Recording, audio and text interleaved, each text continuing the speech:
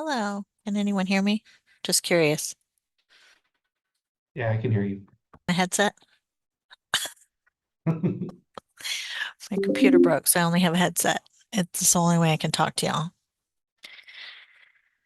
I feel like my camera is higher. I think we're streaming though, so I probably should just keep my comments limited. How's it going? Happy holidays. Going good. Good. Hi, Debbie. Hi, Sandra. Hello, can you guys hear me? Okay, Yes. just making sure because I've had issues. Hence the Hope you guys had a good Thanksgiving holiday. did. We're looking forward to the big one coming up. We've Yes, got all the things happening at our house. All the things. We've got very fun. elves and we've got Santa, and we've got lights. It is chaos. Organized chaos, I'm sure. That is all subjective.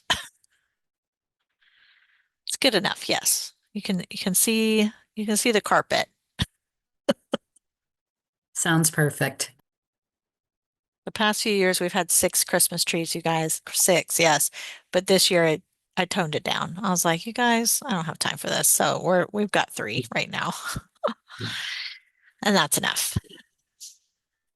That's how big I used to go, Debbie. Like epic. Now I have to tone it down. Is You this know what? You made memories. And I'm sure they'll continue even at half the tree. yes. That is what I keep telling myself. I'm like, well, does it make it better to have all these trees or just more work? Right? And trust me, the older you get, the more you'll Not lessen. care.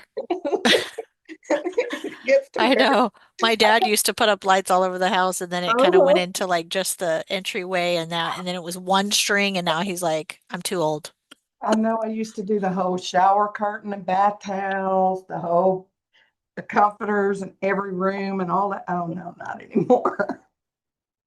That's Way too. impressive. Just thought of that, Jackie. I was like, I need a shower curtain. I just had that thought. It may sneak its way in this year. We'll see. Um, and just as a heads up, there are a few people that didn't said they weren't going to be able to make it. So, And I don't know if whoever sends out the sent an email back and told them I have to leave about 11 to probably about noon, a little bit after, because we have another meeting on my campus about the academic calendar and it has to be passed before we leave tomorrow. mhm. So today was the only day everybody could meet because half the campus is off tomorrow and then it's Christmas break. So Nice. Well, I would not stress. We should be good. This is a very minimal meeting. December is usually pretty silent. And Chris, I'm filling in for Chris, so he's out today. So I'm back for this meeting. Um, we have a few more minutes. I think we're already live streamed, so I probably shouldn't stop talking.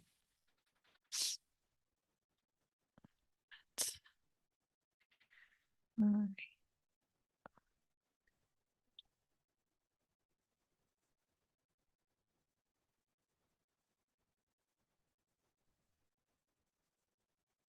Leah,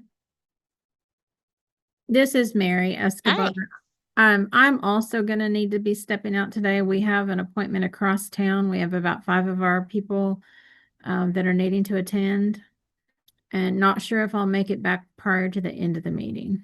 Okay. And like I said, I think I'm guessing there's just minimal updates today, Okay. so it's possible we'll get done by noon. I just don't know. I know we have kind of a little breakdown that we try to follow, but if we speed right through it, then that's fine too. Okay. So, Thank but you. you're not going to miss too much, especially and we really taper off on providing any major updates. Okay. Thank you. Mhm.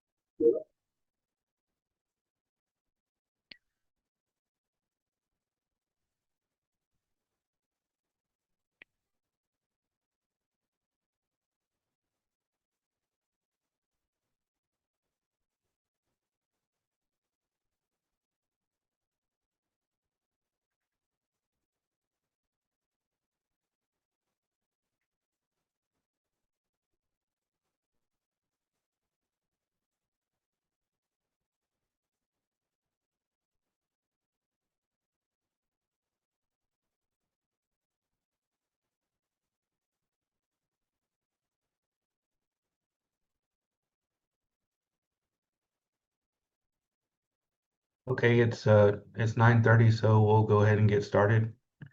Hello, everyone. The meeting is now called to order. I'm Dr. Scott Lipinski. I'm the Assistant Vice President for Enrollment Management and the Director of Financial Aid at UT Permian Basin. I'm the current Chair of the Financial Aid Advisory Committee, and I'd like to welcome all of the current members of the committee and those that are watching the live stream on YouTube. Thanks for taking time out of your day. I know everyone's busy, and as we all prepare for graduation and the end of the semester processes that we have to run before we go on our winter break and spend time with family and friends.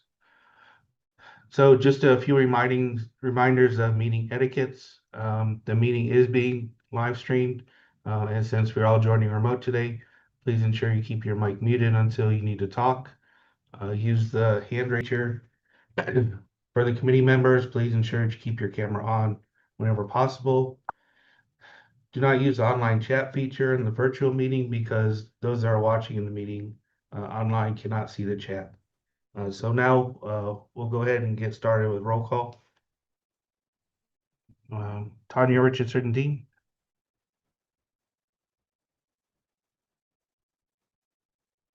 Ari here. Cecilia Jones.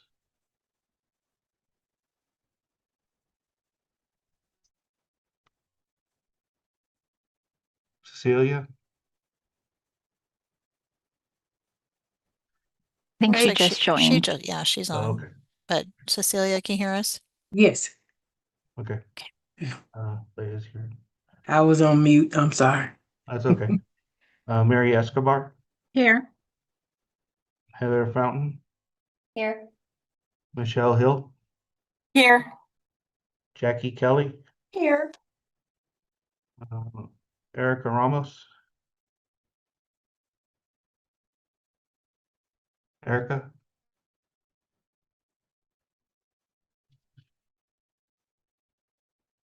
Beth Tolan. Here. Shannon Crossland. Here.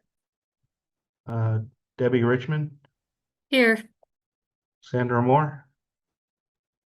Here. Megan.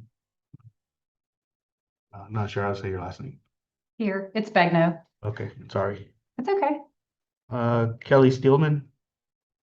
I'm here. My camera's glitching out, so I may turn it off for a minute, just FYI. Thanks. Okay. Angie Harrow. Here. Letitia Addison. Here. Farzana Folati.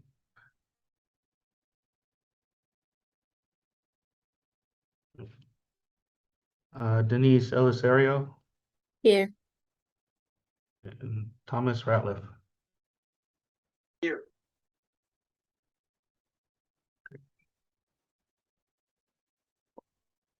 Okay, next we'll move on to agenda item number 2, consideration and approval of meeting minutes for September 11th. Hopefully you all had a chance to review the minutes from the last meeting. Are there any questions or corrections that need to be made?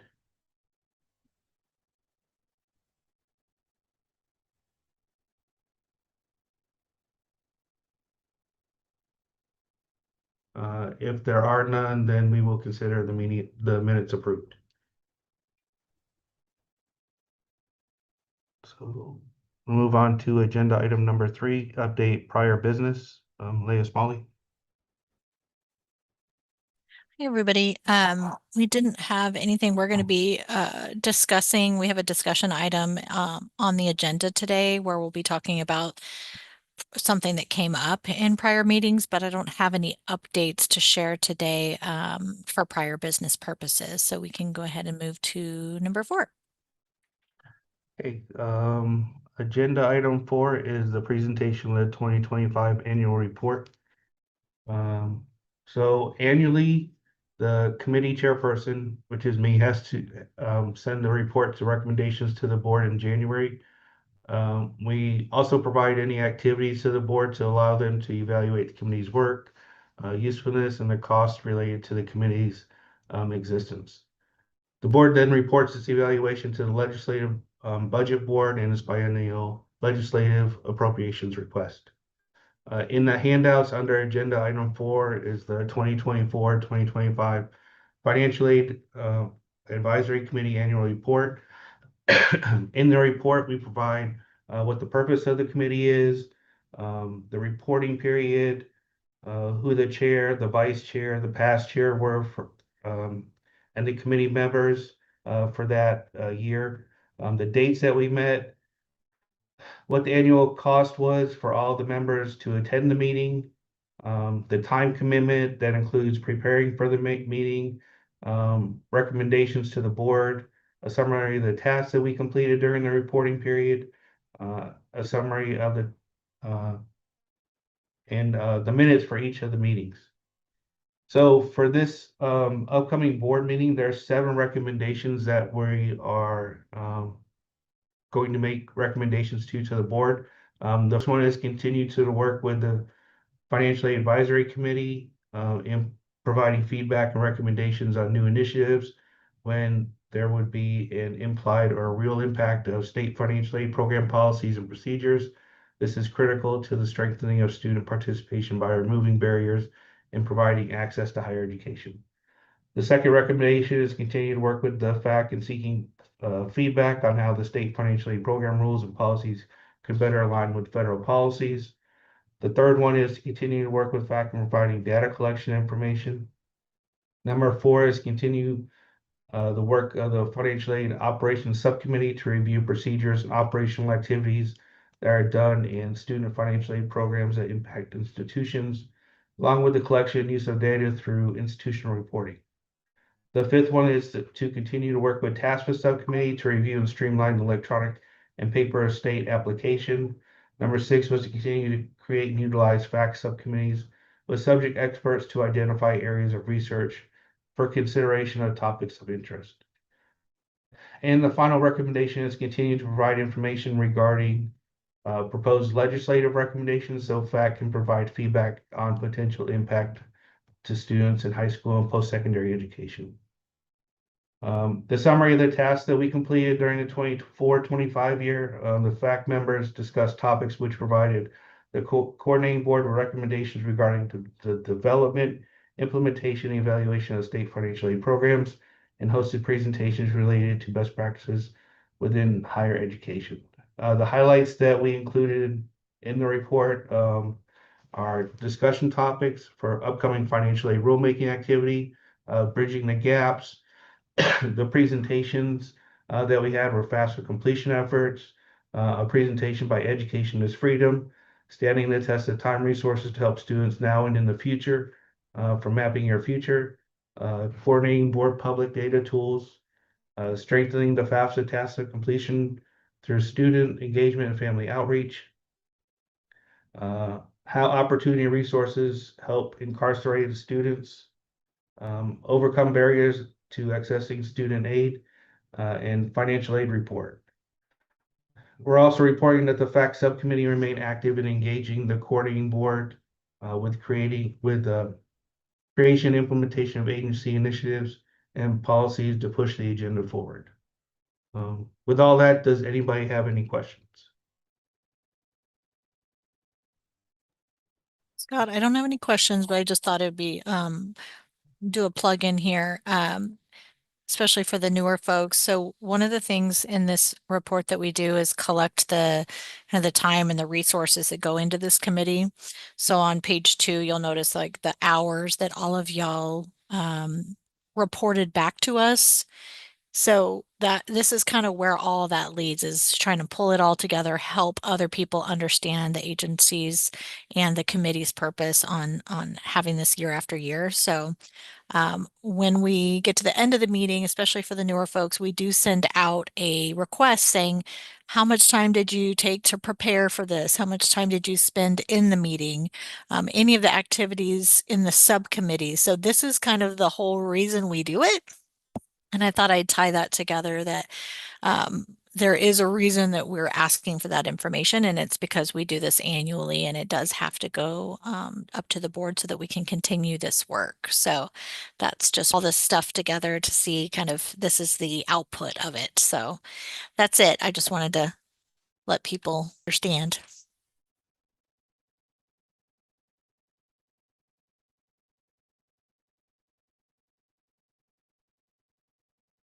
If nobody has any questions, we'll move on to agenda item number 5. John Wyatt. Good morning, everyone. John Wyatt, Senior Director of Government Relations here at the Coordinating Board, going to present what is probably going to be my shortest legislative update of the year, because we are, as you probably know, in the interim sessions. The legislature will not meet again in their regular session until January of 2027, so over a year from now. That's not to say that there's no activity going on down at the Capitol, so I'll advise you on a couple of things. You may be aware that in September, the House and Senate each created a select committee on civil discourse and freedom of speech in higher education. So a select committee is different from the standing committees in that it's appointed for a set period of time. So these committees have been charged to meet during the current interim before the next session of the legislature. And they've been charged with some specific items. They've been charged to look at issues of civil discourse and freedom of speech on campus, including protection from undue administrative censorship. They've been charged to review the implementation of Senate Bill 37. As you may know, Senate Bill 37 was passed this last session and makes some pretty major structural changes regarding governance of higher education, oversight of higher education, and has a couple of aspects that are particularly relevant to the coordinating board. And also to look at measures regarding providing proper security and ensuring public safety at public and social gatherings on campus. So the genesis of this is these committees were created in the wake of the Charlie Kirk assassination. And the legislature wanted to look into these issues in Texas. So these committees actually had a joint meeting back in November, their initial meeting. Our commissioner testified. He testified regarding SB 37 and some of the work that we're doing in terms of reviewing the general education core that was part of that bill, and establishing the office of the ombudsman, the higher education ombudsman in Texas. So that was the initial meeting. We do anticipate that that committee will meet again at least one more time after the new year.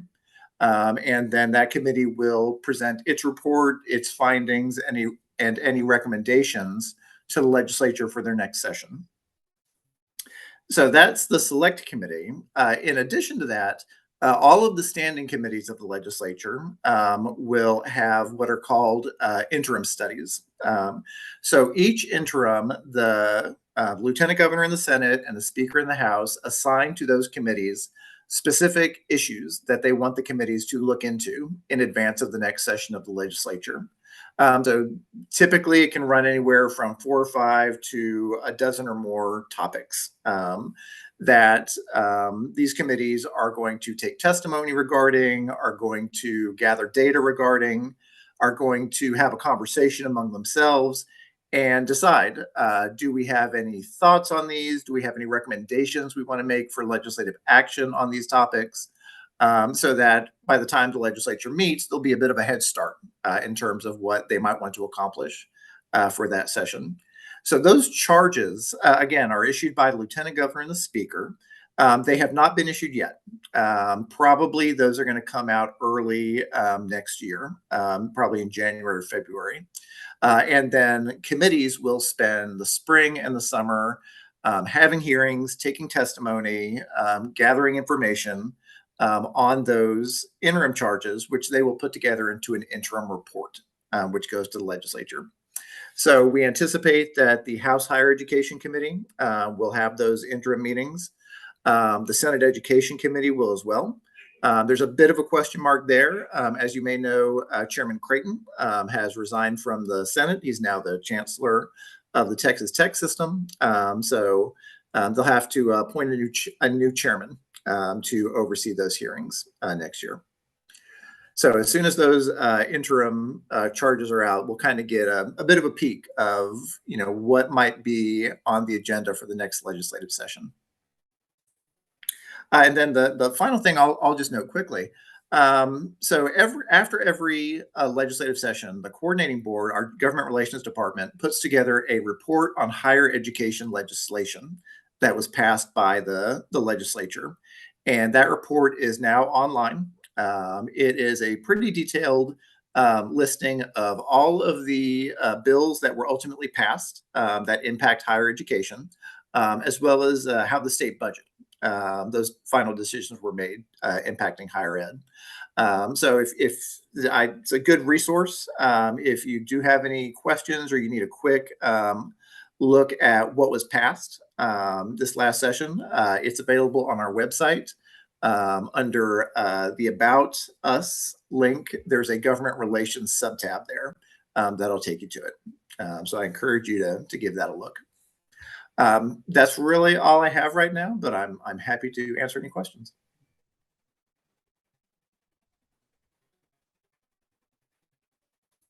Does anybody have any questions for John?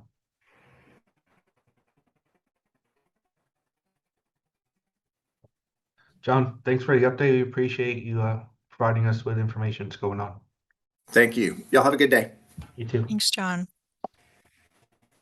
Okay, with that, we'll move on to agenda item number 6. We're gonna have a presentation on empowering financial aid offices with AI from Maria Serena, Associate Director at UT Austin. Hi, everyone. Good morning. Super excited to be here today.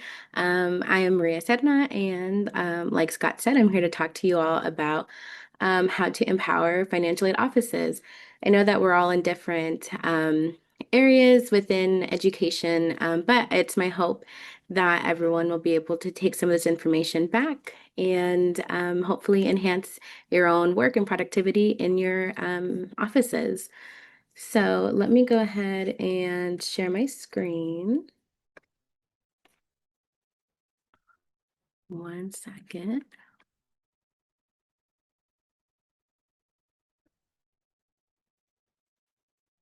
Okay. Is everyone able to see okay?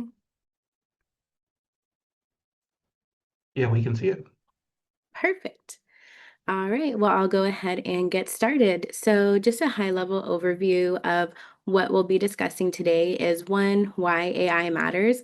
I know it's kind of a very polarized subject, and for good reason. It's always important, especially with technology and privacy security, that, we're utilizing best judgment and best practices. And so we'll also discuss how to leverage different AI tools, how to view AI as a transformative solution, some challenges and considerations, as well as some practical applications. And if we have some time, just a quick little practice so that you can hopefully take something and take it back and use it. So first and foremost, why AI matters. So coming from a higher education university perspective, and I'm sure as we're all aware, especially in high schools and different areas navigating FAFSA, different financial aid obstacles, financial aid offices as a whole are facing rising regulatory complexity, staffing shortages, and higher student expectations and needs for support. There are definitely certain limitations on the more traditional methods of processing, advising. Some of these processes can be very time consuming and sometimes insufficient for the modern financial aid office demands and the needs of students. So AI can be a very useful tool to help transform your routine tasks, improving accuracy, enhancing responsiveness, and ultimately leveraging a better financial aid experience for students. So in today's presentation, I'm going to discuss how you can leverage different AI tools like Microsoft Copilot and ChatGPT in order to streamline your operations and empower your staff. Okay. Maybe if I can go to the next slide. Okay. So why does it matter? AI is everywhere. It empowers everything from your from your AI like smart assistants like Alexa and Siri to your Netflix recommendations, self-driving cars, and interactive learning tools for kids. It really and truly is everywhere. On a more personal note, my niece the other day saw me working on this and she was like, "Oh, I hate AI." And I'm like, "You don't even know what AI is." And so there is a lot of discourse and a lot of language out there.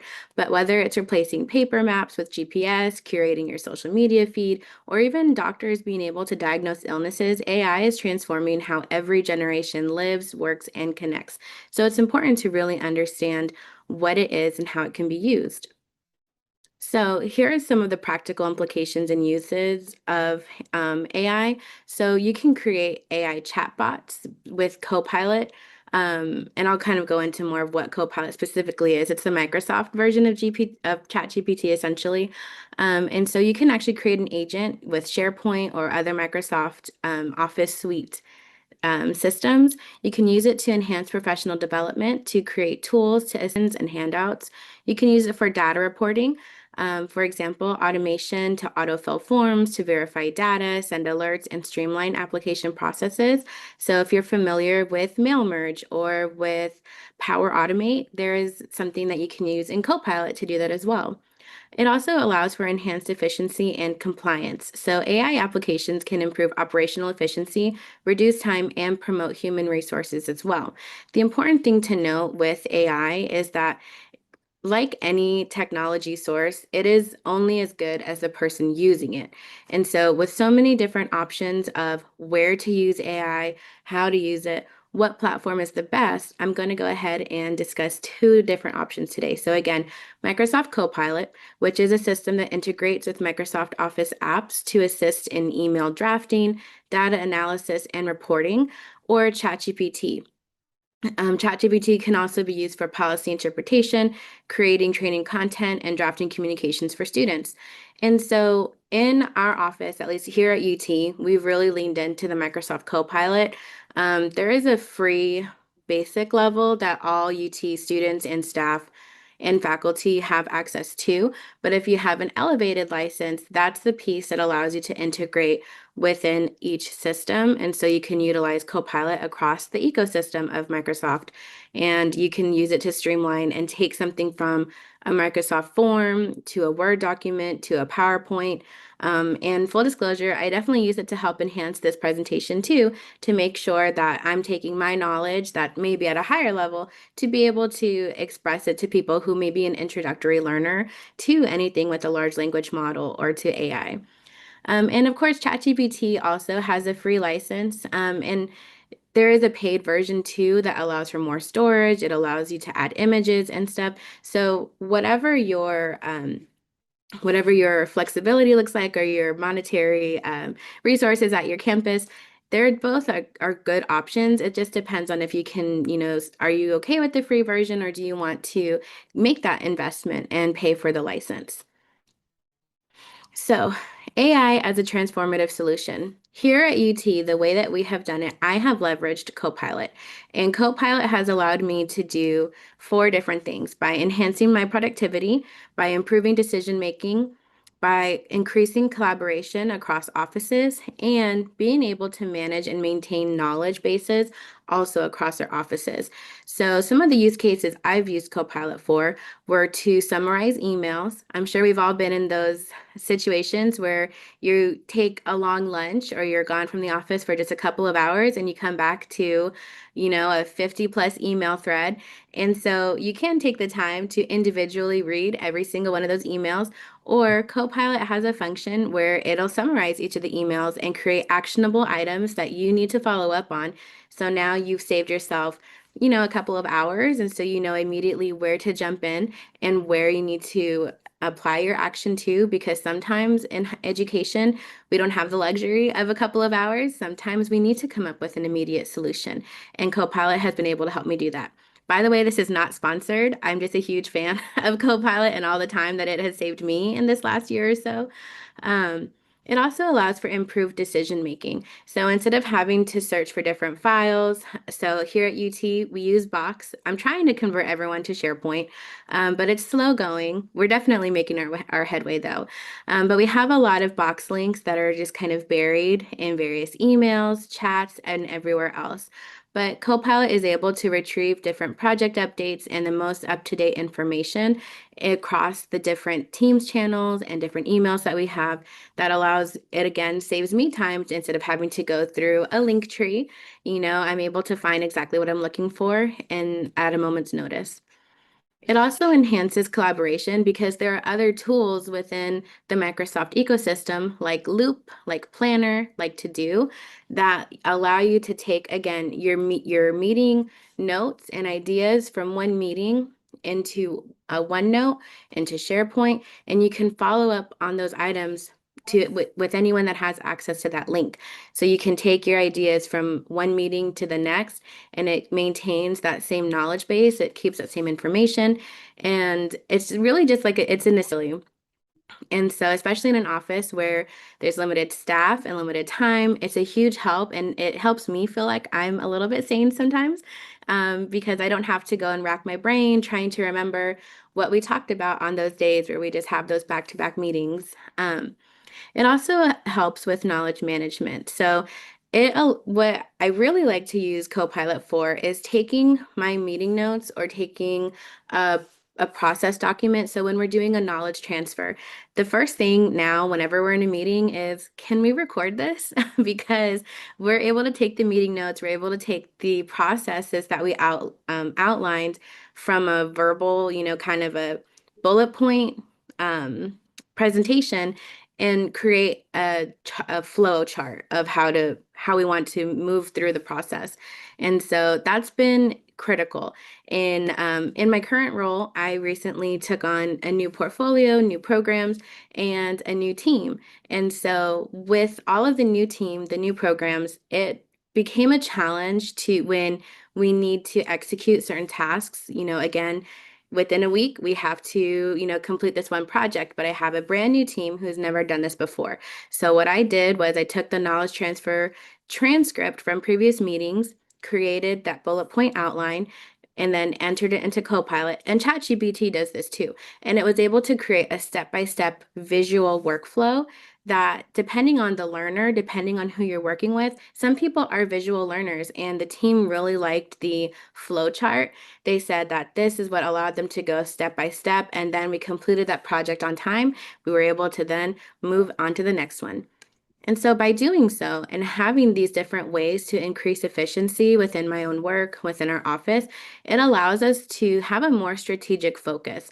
What previously would have taken weeks of training and developing materials, I was able to turn around in a day. And so it truly gave me back almost a whole week of my time. And again, in a very fast-paced environment like higher ed, and even, of course, in other campuses, that time that you get back is just such a huge, huge investment. So, of course, it sounds great, right? But it definitely took us time to be able to get into a good flow with Copilot and with ChatGPT, and just figuring out how to leverage those different items.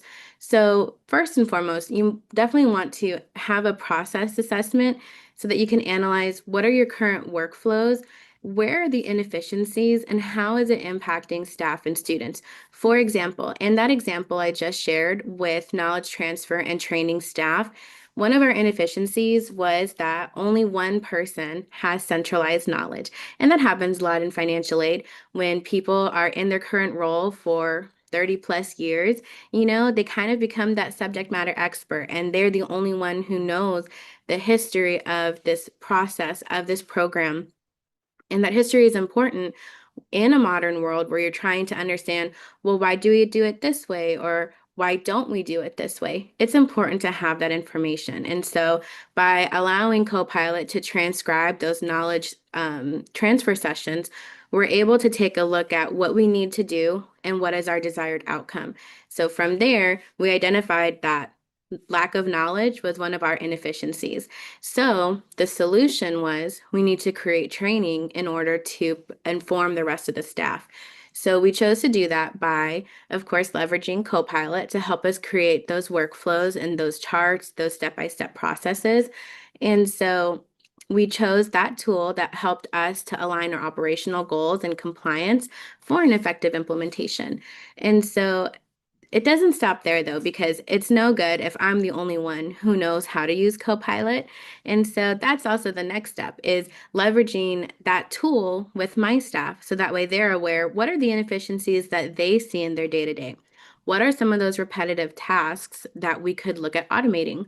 And so providing staff training is also critical, and also training for myself too, because if there are any updates or if there's any new tools out there, I definitely want to know, because things can change at any moment. And so it's important to always stay, at the top of your game and on top of your knowledge.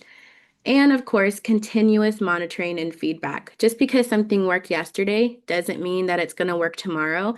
And it may not even work. And in such a niche world of financial aid, what's good for one program is not always going to be good for the other program.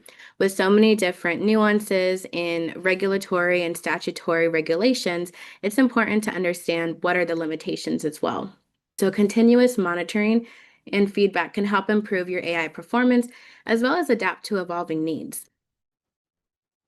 So, some of the tools for continuing education, like I said, UT has really leaned into how to leverage AI and Copilot, ChatGPT. And so our continuing education department has a lot of different Copilot and ChatGPT classes, essentially.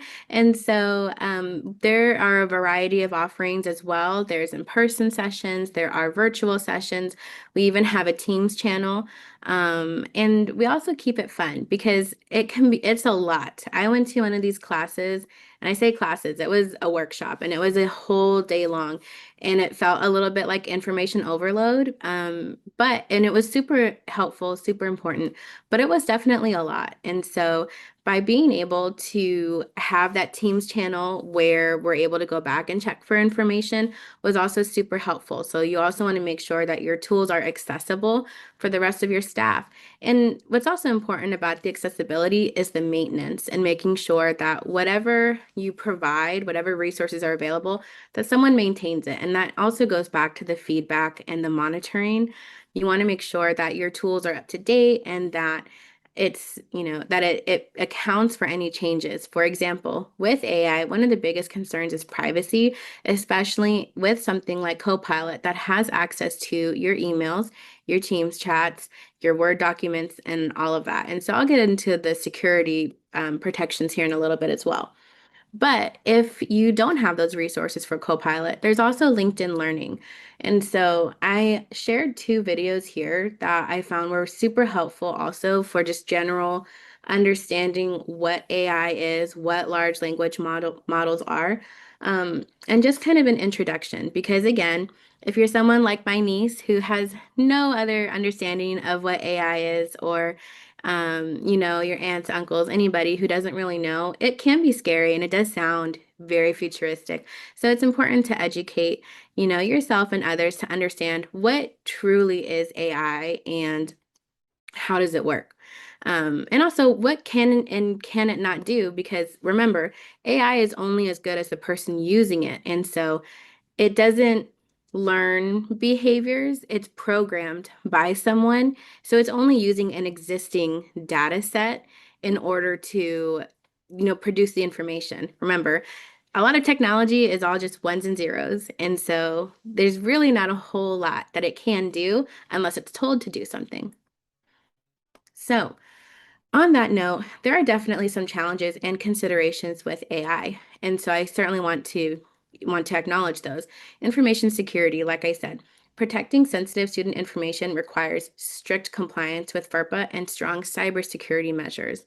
And that's something that we've been working directly with our IT department on, and ensuring, strict enterprise data protection and making sure that information that needs to be FERPA protected is confidential and marked accordingly so that it does not get shared. But also, is AI coming for my job? I feel like every once in a while I do see these articles, and that is a very valid fear. Replacement because of AI is completely understandable, especially in just the current environment in this job market. And so it's important to address staff fears about job replacement through clear communication supports and AI adoption. Again, understanding at a very basic level, what is AI and what can it do? Because again, if you're the person who knows how to work AI, that's the person you want to be. And of course, being ethical in use of AI. Developing responsible AI systems, prioritizing human values, transparency, accountability, and privacy, and only using it when needed, because I'm sure you've heard about the energy usage that is involved with utilizing AI. And so it is important to be ethical in your usage, and getting good results. In case you take nothing else away from this presentation, AI is only as good as the person using it. The key to usability is all in the prompt you feed it. So, touching again on the information security, having correct and strong enterprise data protections is important. Data is not used to train large language models. The model is set and the data is set, so you're only using what is currently existing, unless you're in the very back offices of like the cloud.ai offices manipulating that code. That data is already set. And so large language models summarize and enhance information using the algorithm that is already established. So here at UT, this is what our different cloud collaboration services are. We have a mark of whether information is published, what's controlled, what is HIPAA information, and of course it didn't fit on the slide, but FERPA information as well. And so making sure that those information systems are secured and encrypted is also critical. The fear of AI replacement, the fear of obsolescence, and this came from, I think this was a Forbes article, or FOBO, is job replacement from AI, and is very Forum and Pew Research Center highlight that while many fear job loss, the reality is a shift towards upskilling and intelligence augmentation where humans and AI collaborate. Because again, it's more important that you know how to use AI and how to leverage that efficiency. So if you can be the person that can tell your boss, hey, I was able to do this report in 5 minutes, that's someone that I definitely want to keep on my staff. Because again, if no one knows how to use AI, I think that's where we get into a lot of the fear and a lot of the concerns. And so it's definitely a tool and an asset depending on how you use it. And then again, going into the ethical use of AI, trying to mitigate harm and creating ethical guidelines to help prevent AI from causing harm to individuals or society by addressing risks like discrimination or manipulative behavior. So again, it's all about how you're using it and how you're writing that prompt to solicit the information that you're looking for. But also building trust. Being transparent and accountable and counting your systems accountable fosters trust among users and your stakeholders, which promotes responsible adoption, as well as promoting societal benefits. Ethical AI use aims to align AI technologies with societal values, ensuring that they serve as tools for progress rather than sources of unintended consequences. So, this is the part that I think that was the most beneficial in my learning, which is writing a good prompt. So all good prompts should have 3 goals: context, source, and expectations. Why do you need what you're asking for, and who is involved? What information, resources, or samples should Copilot or ChatGPT use? And how should it respond to meet your expectations? So in the expectations part, that's where you can or a preface or context that you want to provide, because AI naturally, again, it's ones and zeros. It's not going to have tone or context or emotion behind it. So you have to include that. So here is two different examples of a prompt. Here is a prompt that I would have written probably last year before I took any Copilot classes. Write an abstract for the article attached to this prompt. And here's a second prompt that would yield a much better result. Write an abstract for the attached article so that it aligns with the submission guidelines for the Education, Technology, Research, and Development Journal found at, enter the link. Limit the abstract to 100 to 250 words and include a brief description of the problem or issue, research methods, and design findings and recommendations. Now, I know that is a much lengthier prompt, but the output from that prompt is going to yield a much better result than the initial one, because I've given this presentation before, and people are not always pleased with what the output is. So I always ask to look at the prompt. Well, what did you say? And of course, it's a prompt that looks a little bit more like prompt number 1. And so after we enhance that prompt, that is much more desirable and meets our needs. So in the next couple of slides, I have some real life applications and use cases that I have done myself here at UT. So our first business case is to assist in generating an executive summary for a weekly strategic enrollment management reporting. Here is my Copilot prompt. Using the Texas One Stop Teams channels and subchannels, please generate an executive summary of the conversations and items discussed during the week of May 11th to May 17th to be used for a weekly report to inform stakeholders of activity in Texas One Stop. So from this prompt, and even then, now that I'm looking back, I'm like, oh, I could have added this or I could have added this, but this gave me a really great summary. So to give some additional context, at UT, we have Texas One Stop that has a bunch of different stakeholders within admissions, financial aid, and even executive leadership. And so we generate a weekly summary for people who don't work in those respective areas every week, but we still want them to understand what student inquiries we're getting or what a day in the life of Texas One Stop looks like, so that we can escalate any concerns as needed. So here is what the summary, here's what Copilot created. Texas One Stop staff addressed transcript delivery issues from institutions, worked with student accounts receivable to resolve direct deposit and loan disbursement concerns, including inactive payment setups, return deposits, and coordinated residency status updates for tuition billing. Staff also supported students with case follow-ups and internal note reviews, ensuring accurate communication and resolution of aid-related questions. And so the goal of this is to inform our high-level executive contributors and stakeholders of what's going on at One Stop. So if they had to point to one thing going on that might be an action item for executive leadership, they can take a look and say, oh, it looks like we're having transcript delivery issues. Things that you'd have never known just by going into the Teams channel, or it would have taken hours and hours to put that information together. Here's another case study and a success story. So create a web-based agent that pulls from your website to answer general questions. I'm sure that if our students had to tell you anything about their experience with Texas One Stop, it would be that we have some long wait times over the summer. And that's true. As a campus with 55,000 students and only 30 Texas One Stop staff, it can be very difficult to get a hold of us over the summer. And that's definitely something we're working on. But a majority of the questions we get are also very general. One thing we've learned is that students are not a fan of reading. And so that's also something we're working on, is how do we get people to read our website? Well, another alternative is students sometimes want to ask questions just to be sure.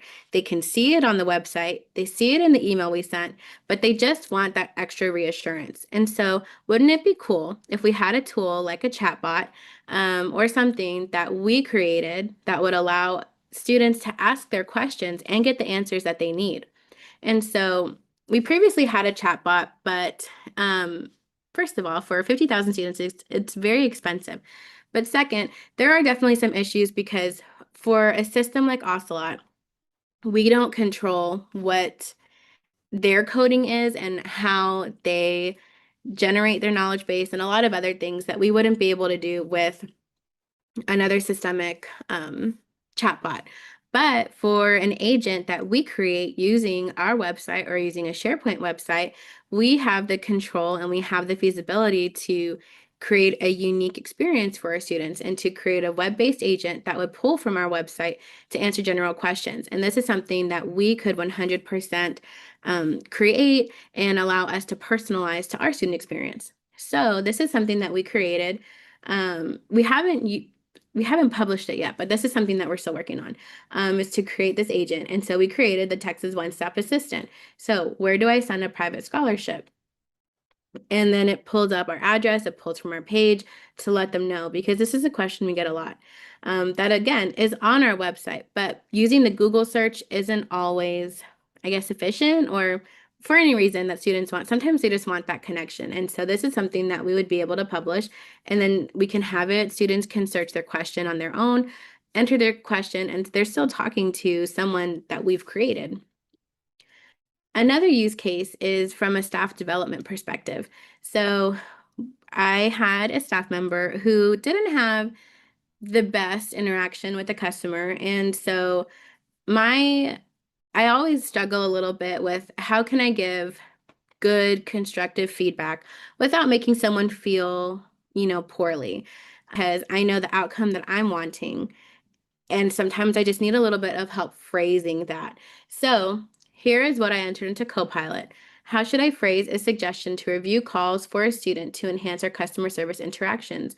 Use conversations with the employee to support suggestions. And so it gave me a fantastic response. I'd like to suggest we consider implementing a regular review of recorded student calls.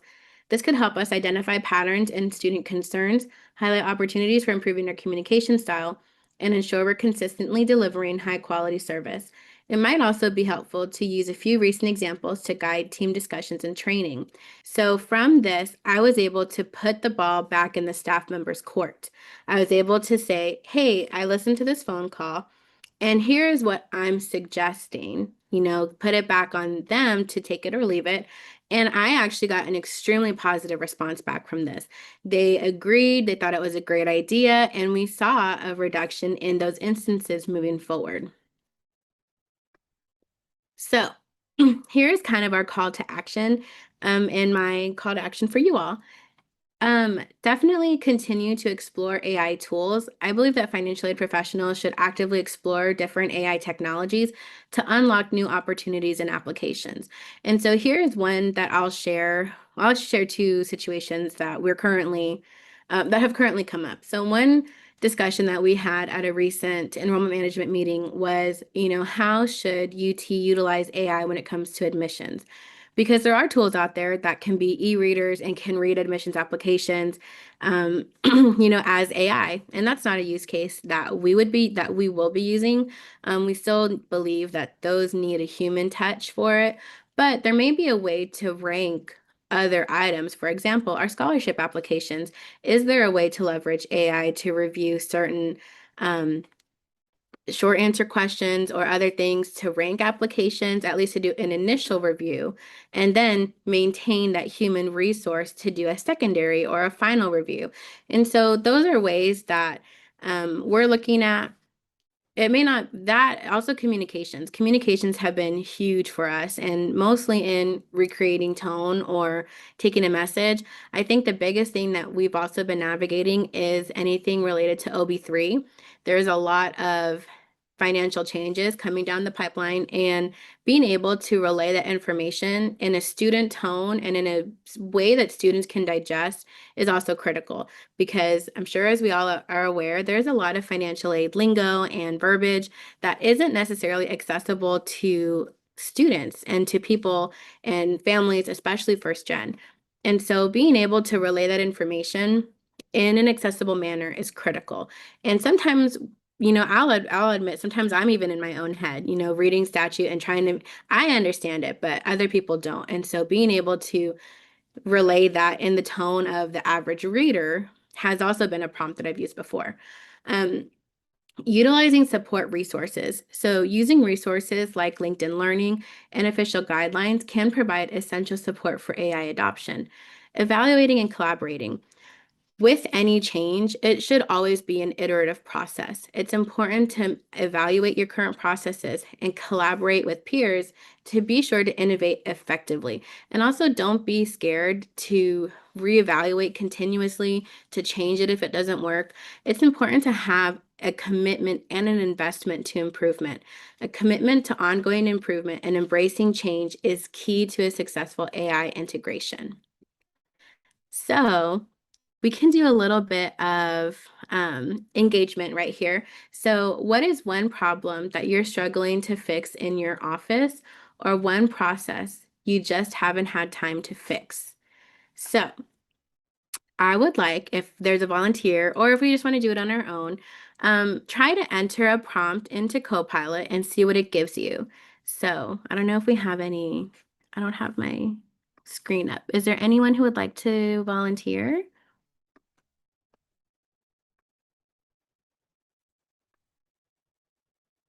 No.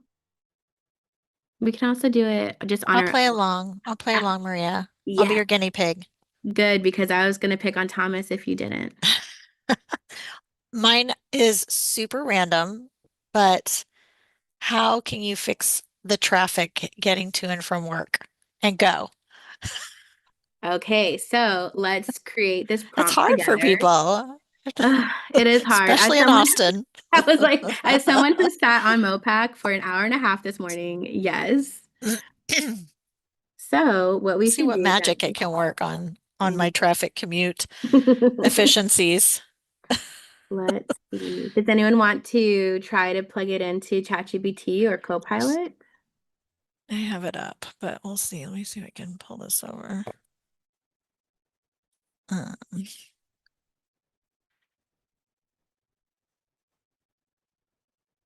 And remember, you can the more you can feed it into the prompt, the better. I do have another use case I can share too after this one if we would like.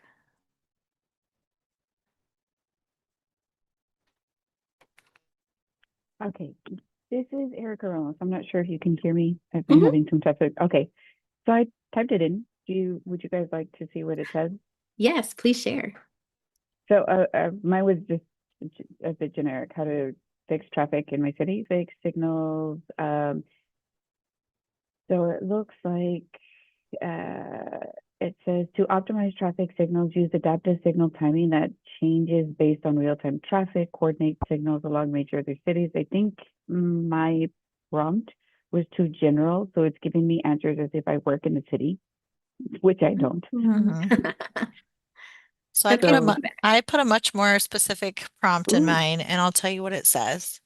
And I said, how do I battle traffic in Austin, Texas to ensure I can get to work by 8? With traffic being bad from Round Rock to Austin, because I live in Round Rock and people in our agency work all over the area.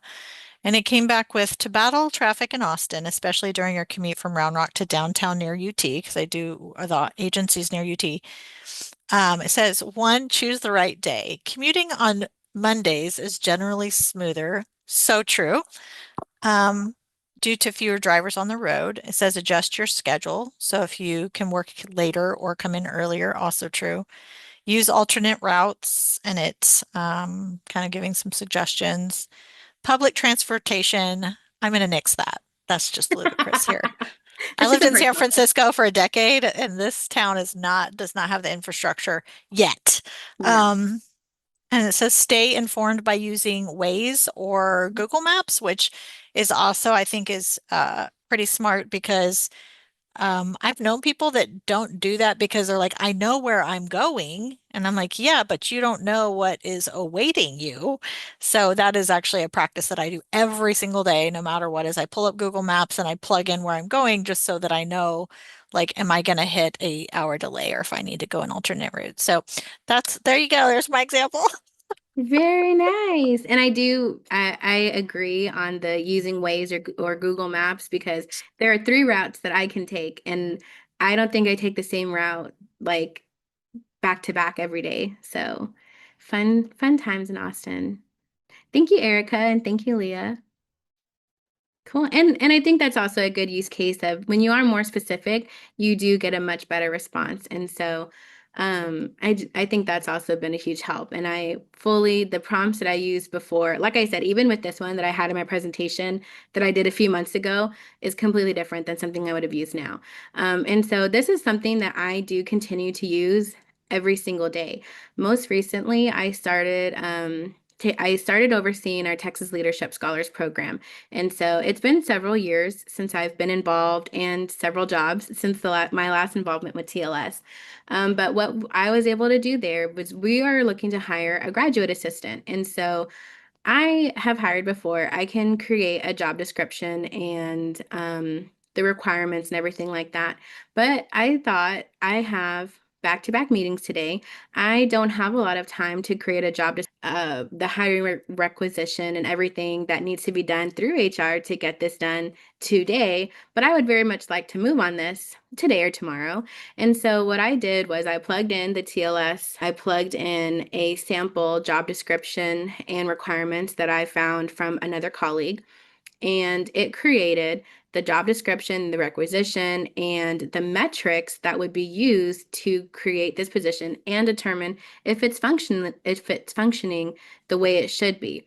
What I also like about Copilot and ChatGPT, it will also generate suggestions. So from that, it said, do you want me to create a communication campaign? Do you want me to create hiring materials? And so in a matter of maybe 15 minutes, I had all of the materials I needed to hire a graduate assistant, to create a communication campaign for our Texas Leadership Scholars, and it planned out a year's worth of events. And in the events, it also included campus stakeholders, actionable activities and items, and it also recommended menus. Like, it is really so crazy what it can do with the more information you give it. And so just like that, I had planned our TLS activities for the rest of the year, so that now when I am able to hire this grad assistant, all they have to do is pick up the pieces and maintain it and enhance it. So I think that's also the best way to look at it, is that Copilot, ChatGPT, it gives us the layout, it gives us the outline, but we are the ones who make it stellar. We are the ones who take it to the next level and really build upon that. So, are there any other questions? Well, never mind. Let me go back to my email. No? Any other questions? No? All right. Well, I Maria, have my email. I don't have any questions. I just want to tell you I love this. I think all of us feel a little apprehensive to using AI. I think it's one of those things we do feel like there's this fear it's going to take over, we're not going to be able to think anymore. And to some extent, I think that could be for some folks, but I do think for strategizing, to come up with ideas, to put in things to summarize, like, it is a valuable tool where you can clear out more time for yourself by eliminating some of the tedious tasks that we all take on, that we don't need to be fearful that it's going to do anything wrong. You're working smarter, not harder type of thing. So I love that you summarized all this so nicely, even if AI was involved. That's amazing, because maybe you were able to focus on other stuff by putting together these points. And I think that the message is very clear that AI is not going anywhere. So embracing it and figuring out how to leverage and help you versus hurt you is critical in our world now. It's just like when the internet came and we're like, oh my gosh, the internet. And now it's like, real quick personal story. Sorry for all of those who've heard this, but my cell phone broke unexpectedly, just stopped. And I mean, my life stopped, you guys. It was unimaginable how many things were affected by this one little device. Couldn't text, couldn't call. Then I had to use like our little phone and get approval from my husband to make a phone call. I mean, I was living in a nightmare. So it also got me thinking, if something were to go wrong, what is my contingency?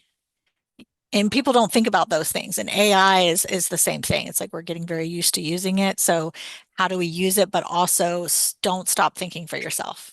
So thank you for coming on, Maria. I'm so excited that you were able to share and did a great job. So from behalf of me, thank you. Thank you. And thank you all for having me. If you have any questions, definitely feel free to reach out. Thanks, Maria. We appreciate your presentation. Being an older person, using Chat GPT is not something that, I even think of using when I'm writing things. So I appreciate the presentation you gave to give me some ideas.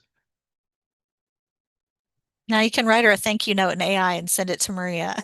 You can. I did leave out one of the fun things we do. So in that Copilot Teams channel, we have like fun prompt Fridays.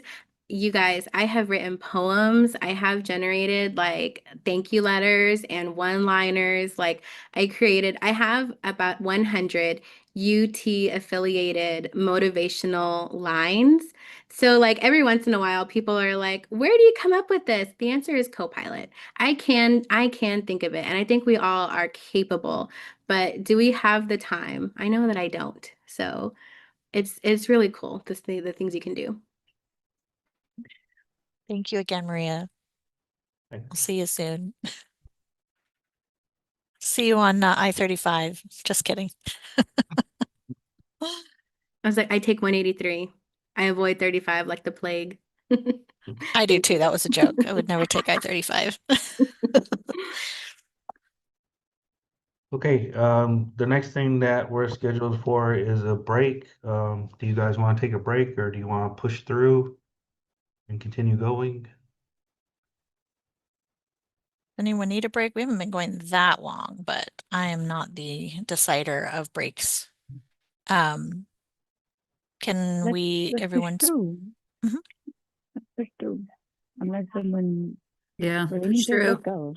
Push through. Let's do it.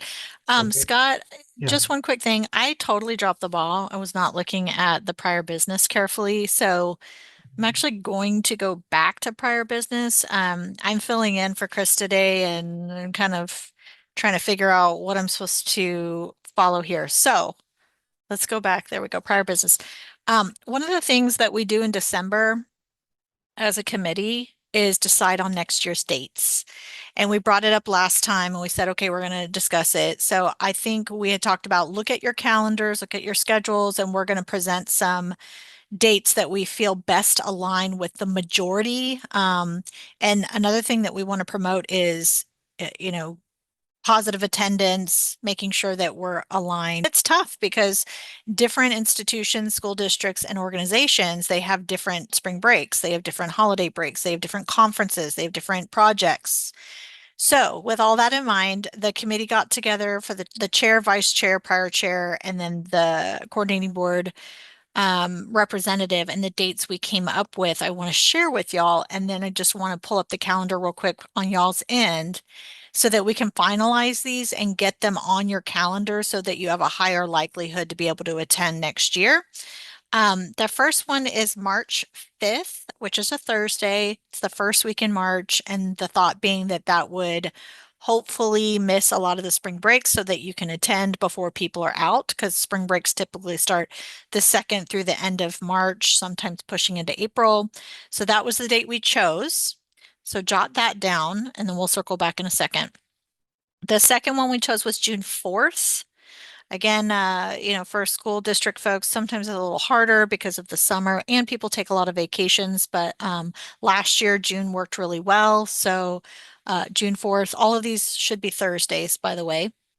The third one is September 10th. Again, trying to not blindside people right when school starts, but having it before too much of the semester gets started. So September 10th. And then the last one is December 10th. Trying to miss some of the conferences and do that after. Again, today's the 11th. It's same time frame as last year. So those are the 4 dates that we picked. But what we do typically is open it up to the committee. Is there anything that we're not considering that would affect a lot of people on the committee that we just are not aware of and we need to maybe shift? And just one other clarification, it doesn't have to be on a Thursday. That's just what we've always done. It seems to work great because of the time in the week. But we can do whatever makes the most sense for the majority. So let's start there. Any concerns with the dates I threw out? March 5th, June 4th, September 10th, and December 10th. Okay, I am checking on dates. And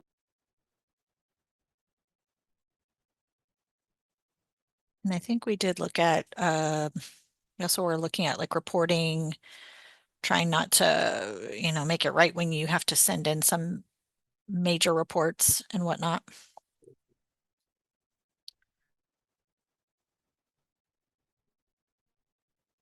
I don't know if we want to take a vote. I can't remember if we vote on this. I don't think it's necessary unless there's, I don't think we voted last year. right? I don't see any hands. Okay. No issues here. Okay. So from here, the second layer of this is discussing whether or not we want to do an in-person meeting, virtual meeting, hybrid, or, deciding how that works for this next year. We have done everything from everything in person. That requires travel, coordination, time away, those things. I will say that since COVID, we've seen a major interest in doing virtual just because of the sheer flexibility of it. It's much easier to just come in, do the meeting, and then you can sign off for the day. However, one of the benefits of coming in person is engagement, collaboration, camaraderie. There are those aspects of it. So we're kind of open to whatever. If we do in person, it's usually here at the coordinating board. We can have our boardroom as our meeting space with all the technology. There's a lot of logistics that go into it. If we do in person, you would be responsible for the travel costs. The coordinating board cannot do any reimbursements and we don't cover anything. But I don't want to make people feel like there's not an opportunity to do it in person. So this is me opening it up to the committee on thoughts for these 4 dates. Do people feel like virtual is great and we can just make sure that we're all engaging and available? Do people really want to come in person? And if so, which dates? So I'm opening it up. Debbie?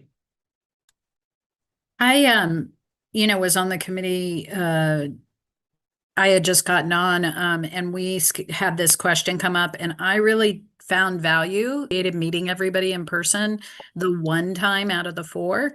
So that would be my recommendation. And I think June 4th is nice just because it's at the very beginning of summer, but it might impact some of you on high school campuses wrapping up things. I'm not sure.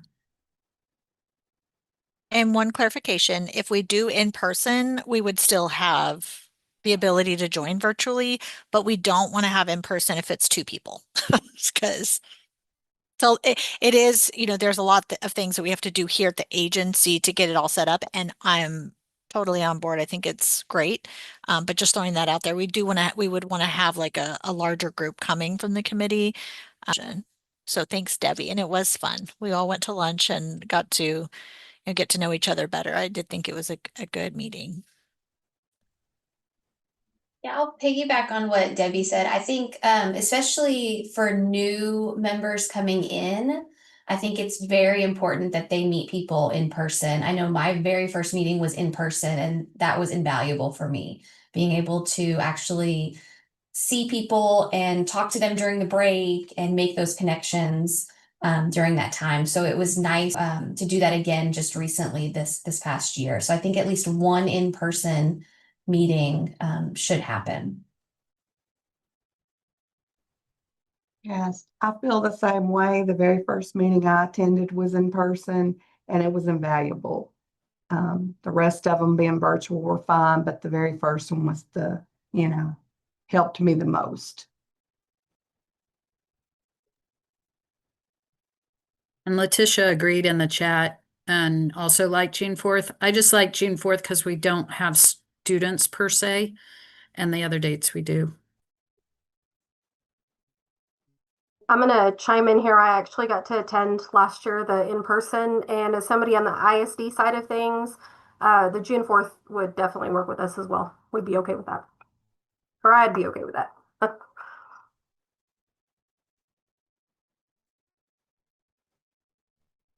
Anyone else?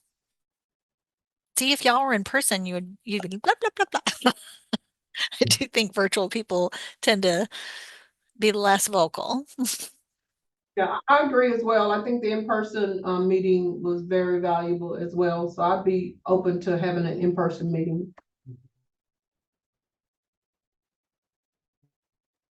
Same here. I think I've been on the committee, 6 years now? 5 or 6 years now. So the in-person is great.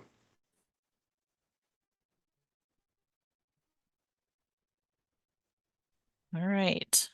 So what I'm taking away from this, and I will share with Chris, he actually may be watching right now, is that there is interest in doing one in person next year.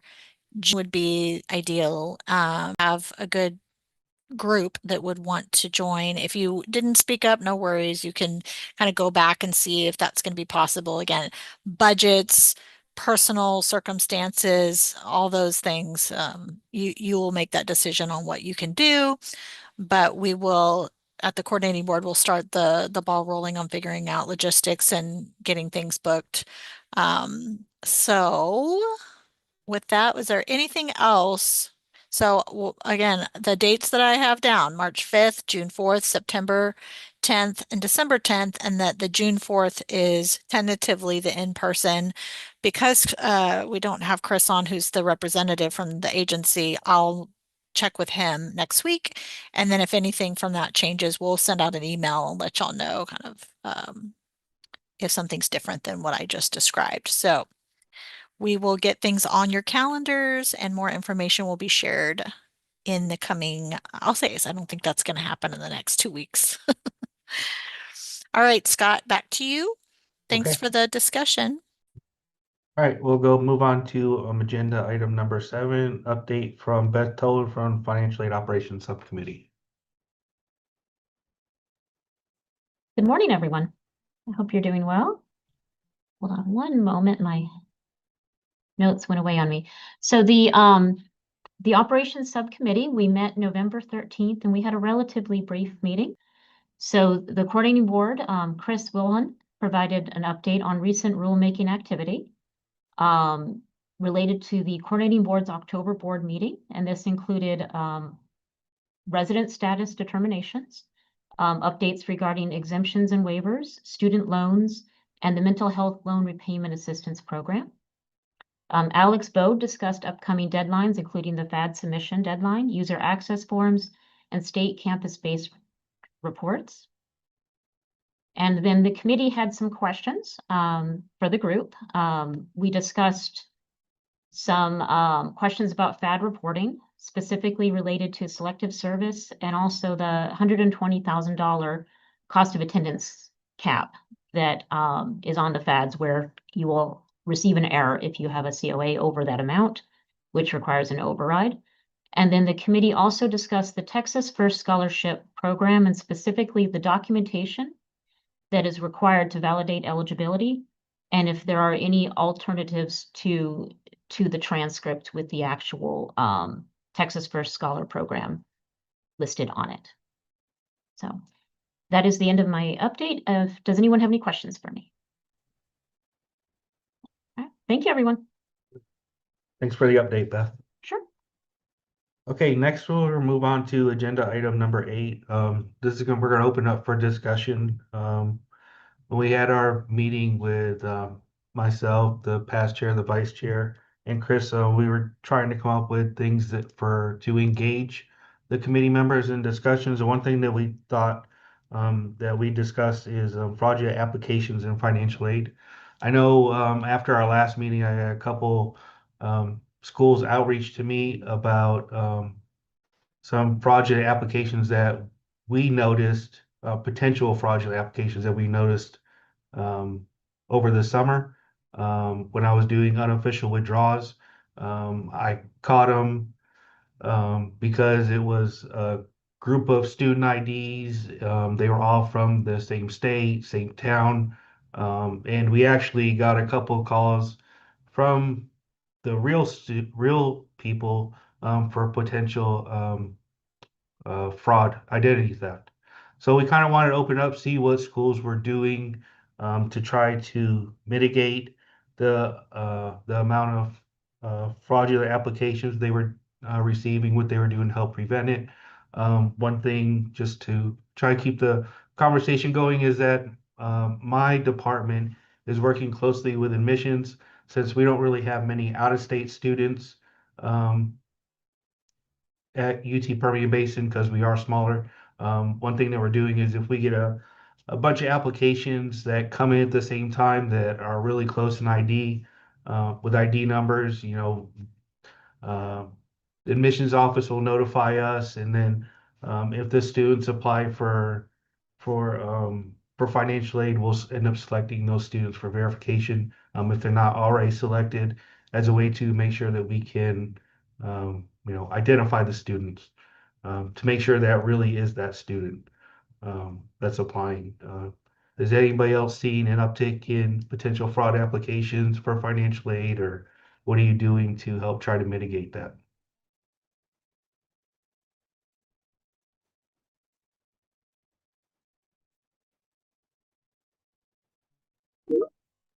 I could chime in.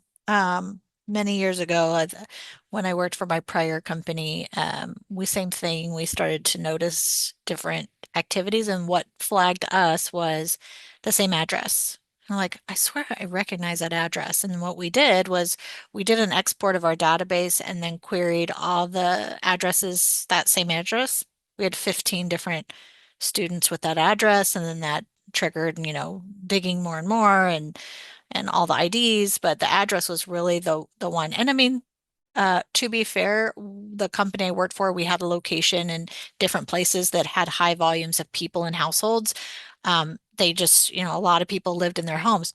This was not the case. This was like totally different last names, different backgrounds, all sort of income statuses. So it was very suspicious. And that was years ago. I have been reading in the news lots of articles about fraudulent things, not to pull in AI, but like there's a lot of people that are manipulating this, trying to get financial aid or do things fraudulently because of technology now. So I would say, what have y'all seen? What have you heard? What is going on in your areas? And, how are you identifying it, and how are you coming up with solutions to try and mitigate that? Shannon? Hi, Shannon Crossland, Frank Phillips College. I can speak to this both from Scott's perspective and also Leah. We also, if we have a suspicion, we put an identity fraud or identity verification on them. With the virtual identity, this is where we're seeing a lot of this. Some tips that we do, we do not send them a Zoom invitation until the day of. We also email them the form, which they cannot complete until we are on the Zoom call. They have to complete the form in front of us. We also require them to be on camera. In any light or bright light, we ask them to turn that down, and we provide all this to them in the email. Once they complete the form, then we ask them to show their ID. And to speak to your AI point, Leah, a school in California shared this with me, and we started doing this, and we haven't had to report anyone yet, but we have them show their ID. For example, we'll show it here, and then we'll take our snippet front and back, and then we tell them to move it. Go to the left corner, to the right corner, down, move it for just a couple of seconds, and then we have them stop. That's where you get the AI. If it's different, or if they refuse to move it, then that picture that they've showed you at the initial request is fake. So we have them do that. We also, if we see addresses that, we're in Borger, Texas, Not many people know where that's at. We're a very small school. Our enrollment is less than 1,500, but why do we have 18 people from Houston all enroll at the same day? So, you know, we will kind of check the weather or an event that's going on in the area, and just in casual conversation, ask them about that. We actually did catch someone that way. It was snowing in Houston in June, according to them. So we actually did follow up on that. So those are some tips that I've learned as well, and wanted to share with all of you. Thanks, Shannon. Does anybody else have anything they'd like to share? Sandra? Oop, sorry, my sound wasn't working there for a second. I think it's interesting you guys are seeing this on the college end. I'll tell you on the ISD side of things, I mentioned back in September us having issues with students creating their FSA IDs. And the system, federal student aid already saying that it recognized that social and the students for. So then the process is now for them to verify that they are who they say they are, seem a little bit more challenging, where students were able to upload their IDs before and verify pretty quickly. Through that ID process, we're finding ourselves having to go through a secondary process now, where they're creating a second case, I guess you can say. We're having to call and submit documents by email as well. And sometimes they've had to do that up to 2 times via email in order to verify that they are who they say they are. So we're seeing that on the high school side for students, or helping them create their IDs, or even with families as well. So that's what I have on the ISD side. Thanks, Sandra. Denise? I had a question. I guess this goes back to Shannon. You said you put the students on identity verification. Okay, Yes. and you said that we have had a lot of fraudulent, not a lot, but we've had some, but we've noticed that it is our online. So you don't send out the link, the paper form to them until they're actually on the Zoom call with you? That is correct. Yes, Okay. we send it to them. Before the semester starts, before they receive the money, or even after, do you pull it back and then do the identity? We disperse very late in the term, so we're able to do it before. We work in collaboration with admissions, and that's usually where we get the trigger. If we see something that's off, they'll get it on an ACT score or something, and they're like, this is really fishy. Okay. And that's how we do that. And then we put a hold on them. We don't let any money go. We don't even package them. Okay, thank you. If we get students from admissions, we'll go into NSLDS, because one thing that we found was that the potential students that we caught, they all had went to the same school. They all went to 2 different schools at the same time. You know, not exactly the same time, but I mean, like, they both went to one school, and then the next semester they went to another school. So we're digging even deeper just before we select a verification, just to see if there's a patterns with the students. Debbie? I just wanted to agree with Sandra that in the Dallas-Fort Worth area, we also are having a lot of students that have never been on the site and having issues with their FSA IDs because it says the Social Security number's been used.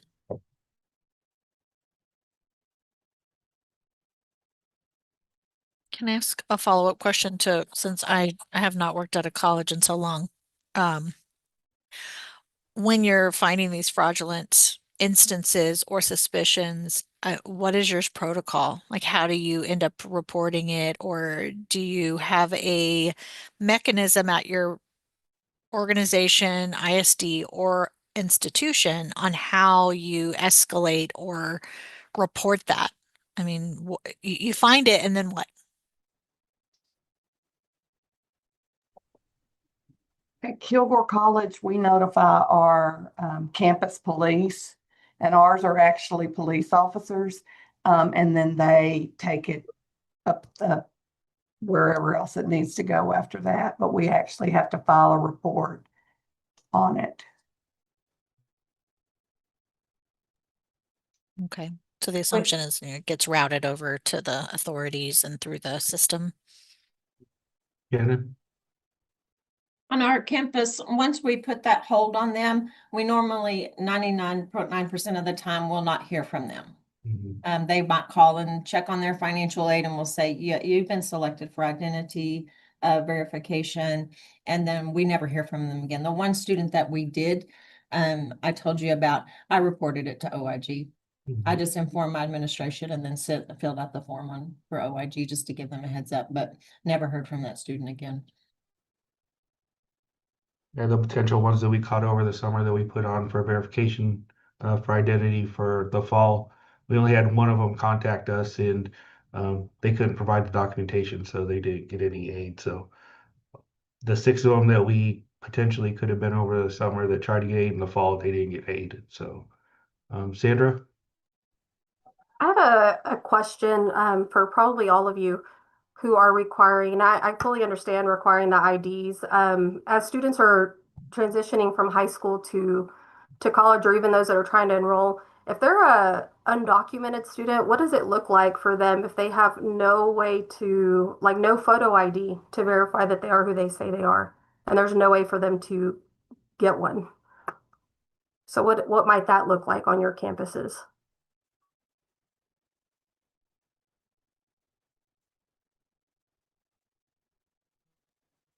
Let's say for us at Texas A&M University, the identity verification that we're doing is for FAFSA filers.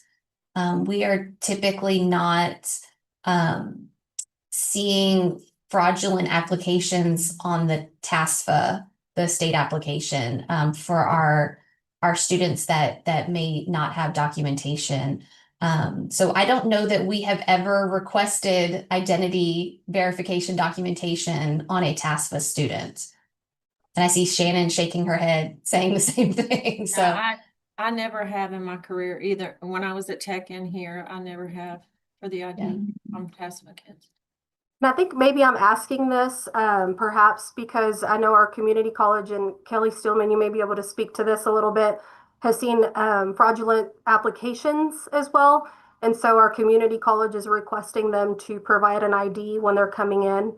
So I'm just curious if any of your campuses are having to do that as well, if you're seeing fraudulent applications as well.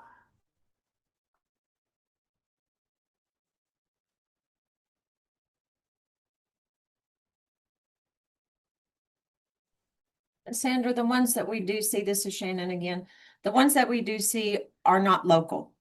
They're either out of state, out of country, or Houston area. So that's when that raises that flag and we put the ID hold on them. But we don't have any local that I know of. But if there is one, our protocol is they would have to come in and bring ID.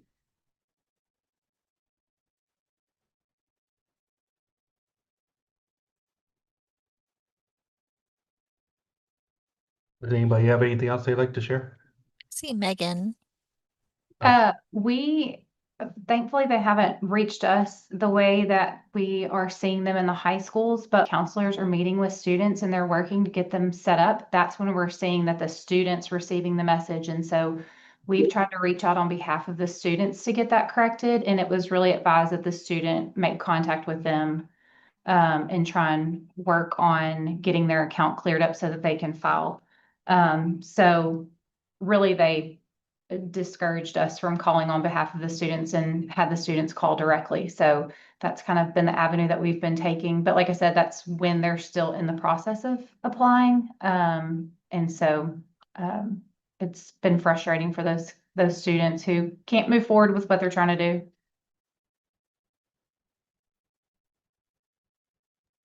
And just to dig a little further, for those who've been in financial aid, which I think a lot of people have for a while, I mean, are you seeing increase? I mean, I see it in the news. You see, data breaches and all sorts of stuff with technology. Do you feel like this is becoming more common because of all the access people have now to technology and the different ways that they can manipulate things? Or do you feel like it's just kind of, it's always been there? So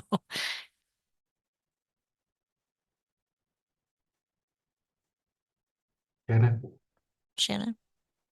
I really noticed a trend at the end of summer 25 and fall 25. Right in that bank there, that's where I really saw, I've seen more than I've ever seen. Now, maybe once every 6 weeks, we'll look at one. It seemed I don't know if it's on the Department of Education side, on the apply side. You know, I don't know what it is, but I think they might have strengthened that a little bit. I don't know behind the scenes on that, but I have seen a decrease since, but the majority was that summer to fall window that it just exploded. Anya?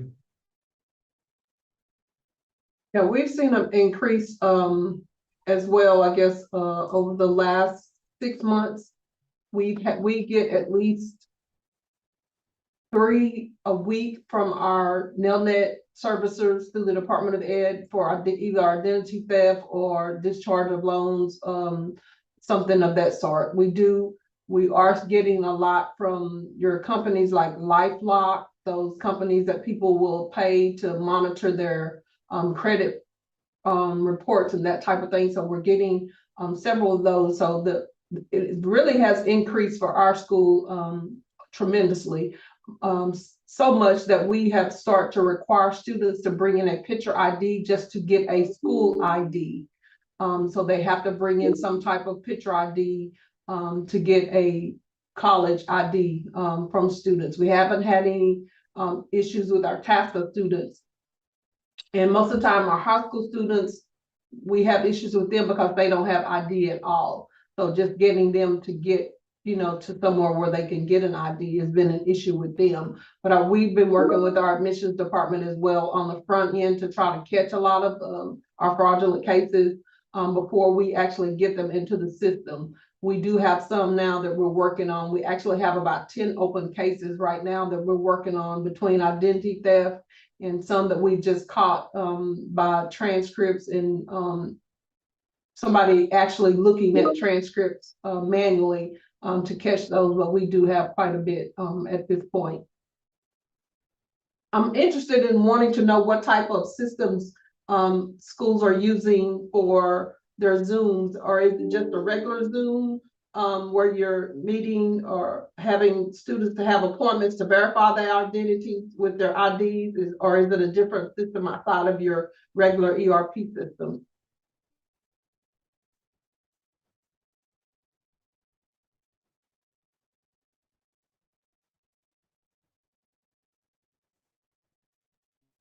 Hi, this is Erica Ramos. What I've noticed our local university and our local colleges doing down here on the border is that they will have them go in person. They will have them take physical ID, and they'll conduct it essentially as regular business, right along with everyone else kind of getting in line and trying to get to, customer service person. Only if there's real true red flags will they say, in first, essentially, when they arrive in the financial aid department, and then they're designated an office space with a counselor, a financial aid counselor, to go ahead and, have more of a private discussion.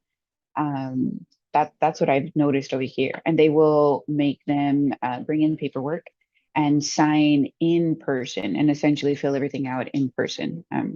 Hopefully that helps.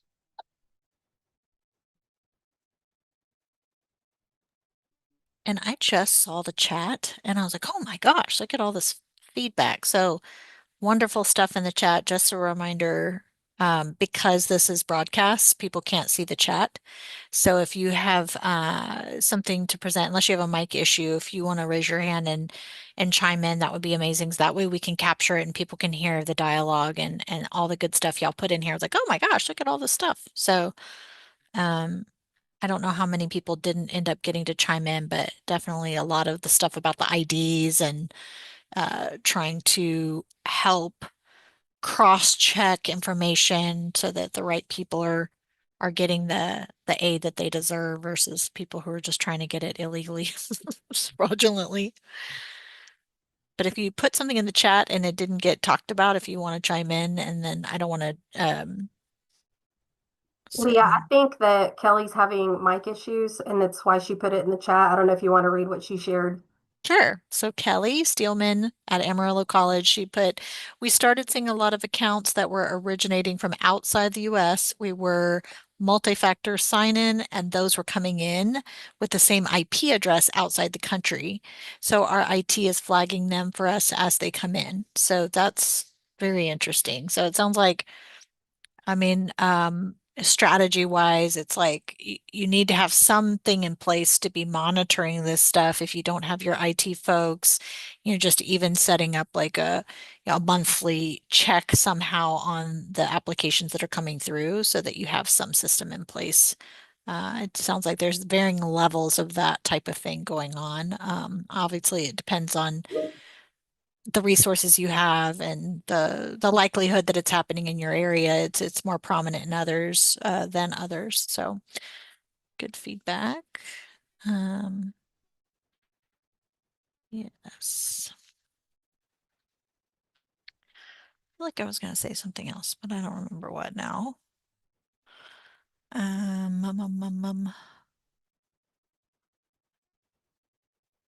know. Anyone else have input? Questions? One of the things that I did want to follow up at the end of this was, is this something that we want to potentially present on at some point or find a speaker that can talk about the different trends that are happening, the different ways that people are doing this and strategies to mitigate. I don't know what we have, the coordinating board, but I suspect that sometime next year we would be able to find someone or present from our agency's perspective what we're doing as an agency, so I can follow up on our end. Is that something that would be of interest to y'all? See some heads. Okay, well, we will write that down as a potential discussion or presentation, I should say, so that we can put that on in our arsenal of things. Leah, can we also, when we're building that out, obviously there's a lot of information that's going to be helpful on the institution side, but can we also speak to the district high school level so that we know what to do with the students that are struggling or have things to watch out for as well? Mm-hmm. Yep. I wrote it down. Okay. All right. Good discussion. This is the type of stuff we need to be doing every time. It's like, what's going on in y'all's universe? All right, Scott, I'll hand it back to you. I don't know where we're at here. We're on agenda item number 9, an update from our task force representative, Thomas Ratliff. Well, hello, everybody. Thank you for the time. I appreciate it. Just a tiny little highlight on our agenda item slide over there. The word state's not actually, even though we are born and bred Texas, and we love that immensely, but it's the Association of Student Financial Aid Administrators. Just a little clarification. We have been quite active with the new board. We had a transition that occurred on November 1st, our calendar year starting November 1st through October 31st. And our new board has already met twice, once virtually and once in person at our conference site hotel. Our conference site next October is going to be South Padre Island. If you have not yet heard, we have entire use of the convention center down there in South Padre. We have room blocks built out at both the Courtyard by Marriott as well as the Hilton that are both beachfront properties. There to try to encourage the concept of, this is great. We're very excited. We're very excited. We've been at a couple of conference locations over the years where TASPA was the small conference going on, even when we had 300 plus people that were in attendance. And the hotels have a natural tendency to pay a little bit more attention to the bigger group that might be in the building at any given time. And for us to have the entire use of the convention center just to ourselves has been a real blessing. They've been extremely welcoming. I was having conversations with some of the crew that was down at our San Antonio conference recently, which was wonderful. But they were referencing that, yeah, the $40 a day for parking was kind of concerning for them. And I got to just smile a little bit and say, oh, yeah, by the way, at South Padre, that's free at both the hotels and the convention center. Oh, wow, that's great. Yeah, it's also kind of hard to find a breakfast around here because there's so many people. It's like, oh, yeah, both of our hotels, Marriott, Hilton, they have breakfast buffets free next year. So I got to slide in little slips like that because they've been very accommodating to have our group come down. They're quite interested. It has been a long time since TASFA has been down in that area. I actually received an email the other day from Karen Krause saying that she was excited because way back in the early 2000s, her conference was held down in South Padre and it went very well. Everyone seemed quite receptive of it. So I'm very enthused about what we'll be doing. The dates for the conference are going to be October 7th through the 9th, with the New Aid Officer Basics workshop to precede that, starting on that Monday of the 5th, going through the 7th. We also have our regional training activities that are coming up. This past year, we expanded from 5 to 6 locations, trying to reach more members of TASFA. This year, we're actually bumping that to 7 locations. The dates are up on the TASFA website currently. They sprawl from February 5th down in the Houston area, all the way to April the 24th in the Central Texas area, particularly at the University of Mary Hardin Baylor. So we will have 7 occasions where we will need some assistance from our colleagues at the coordinating board. The registrations for those events should be opening up next week in hopes that people can see the dates, start making their plans before everything starts getting busy with the start of the spring semester.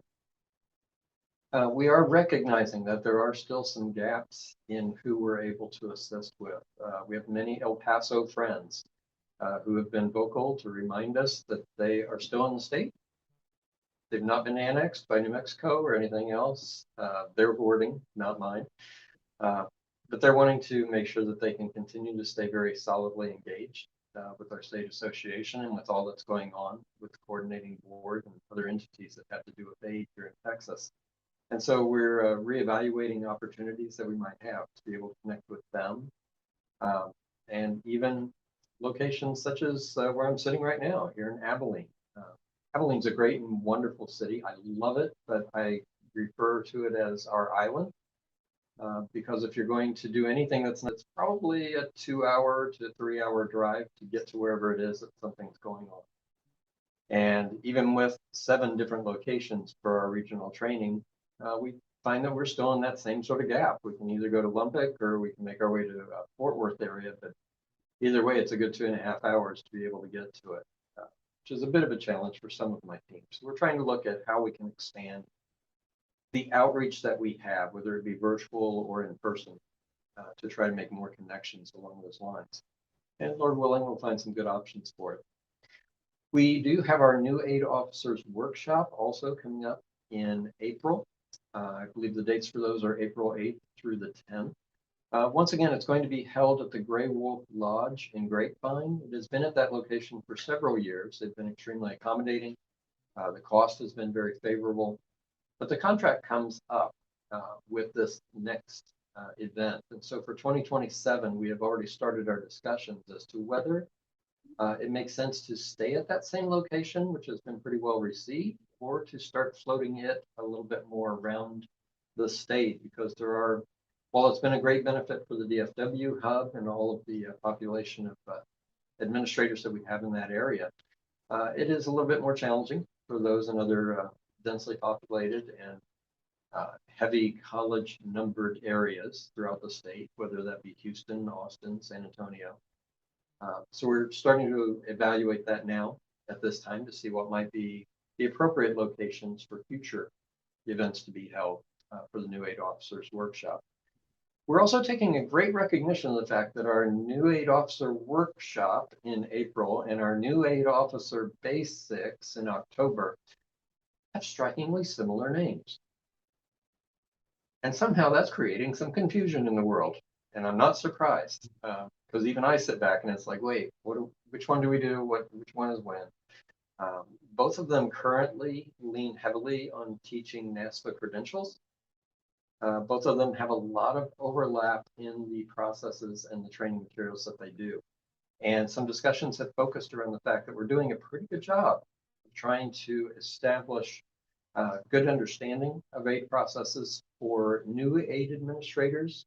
But we have some gaps, we believe, with middle managers and middle level administrators who have been around for 2 to 5 years. And so we're reevaluating those two events to try to see if one might be able to be adjusted some to be a little bit more of a focus for those who have more understanding under their belt, but still need growth opportunities to be able to help them get to the next level. So those are considerations that we're giving besides just the location for the new aid officer workshop. Internally, we're also developing a master calendar. Currently, Zarita has been wonderful about starting that initiative. We have so many different needs, committees, activities that are going on that we're not just talking about the calendar that we have on the TASPA website, which declares out to the public and to the members when different activities are happening, but the behind the scenes workload. In order to make something happen in April, let's back up. Look at everything that needs to occur in March, February, or the things in January to get the prep going.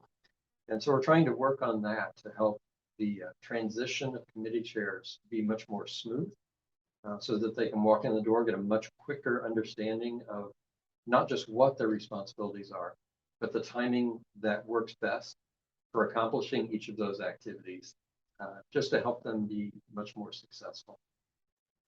I've also tried to spark an initiative called Hello TASPA. It's not quite a weekly, but close to weekly little emails that are going out, information pieces about different aspects of TASPA and what's going on. Have any of you seen any of those? Whoa, okay, because they're supposed to be going out to all TASPA members. Okay, are any of you TASPA members? We need to talk. Okay, we've got yeses. Well, I will double check on the mailing list that we are using to try to see what we might need to do to spark better utilization of spreading that out. So thank you. I appreciate the feedback on that. We have them recurring on a regular basis, and all of them are just going out from me from different perspectives of our aid administration as well as what's going on with NASPA itself. So thank you for letting me know that the word is not heavily out on the street. I will try to redeem that here very quickly. Amongst all of the committee activities and other things that are already sparking for the new year, that's kind of my quick summary of where we are and what's happening right now. Questions? That was a great update, Thomas. I did just query my email. I don't see anything. The last thing I have from you was the conference email that kind of laid out a note from you, if that's helpful. That is very helpful. Thank you. I appreciate it. Here's Zarita. Does anybody else have anything for Thomas? All right, well, thanks for the update, Thomas. We appreciate it. Okay, the next thing that we're gonna do is move on to agenda item number 10. Chad's gonna give a discussion of upcoming financial aid rulemaking activity. Thank you very much. I think, Renee, do I have the ability to share at this point? Yes, you do. Okay, great. Let me make sure I share the correct screen.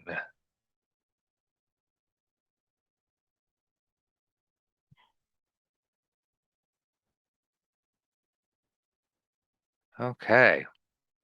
Can you all see an opening slide with my name on it? Awesome. So, Chris Wellen is really deeply involved in the rulemaking process for our division. And one of the things that he wants to incorporate more of into the Financial Aid Advisory Committee is, a regular recap of, any kind of changes that are being made to the rules. Unfortunately, he's out of the office today, so I agreed to jump in and provide this update. And he and I chuckled because he left me with one of the biggest board meetings that we had ever had in terms of rulemaking. October was a very active board meeting for making changes to the rules, both substantive changes as well as non-substantive changes to just try to improve understanding and readability. Um, we really have, over the past year, worked hard to complete a major overhaul and reorganization of the tuition, residency, and financial aid rules to try to get them into a better place. And then we also, October is the first board meeting that we really can implement changes that happened based on bills that the governor signed in June. Not realistic for us to be able to take those to the July July board meeting a month later. So October is when we really tackle stuff.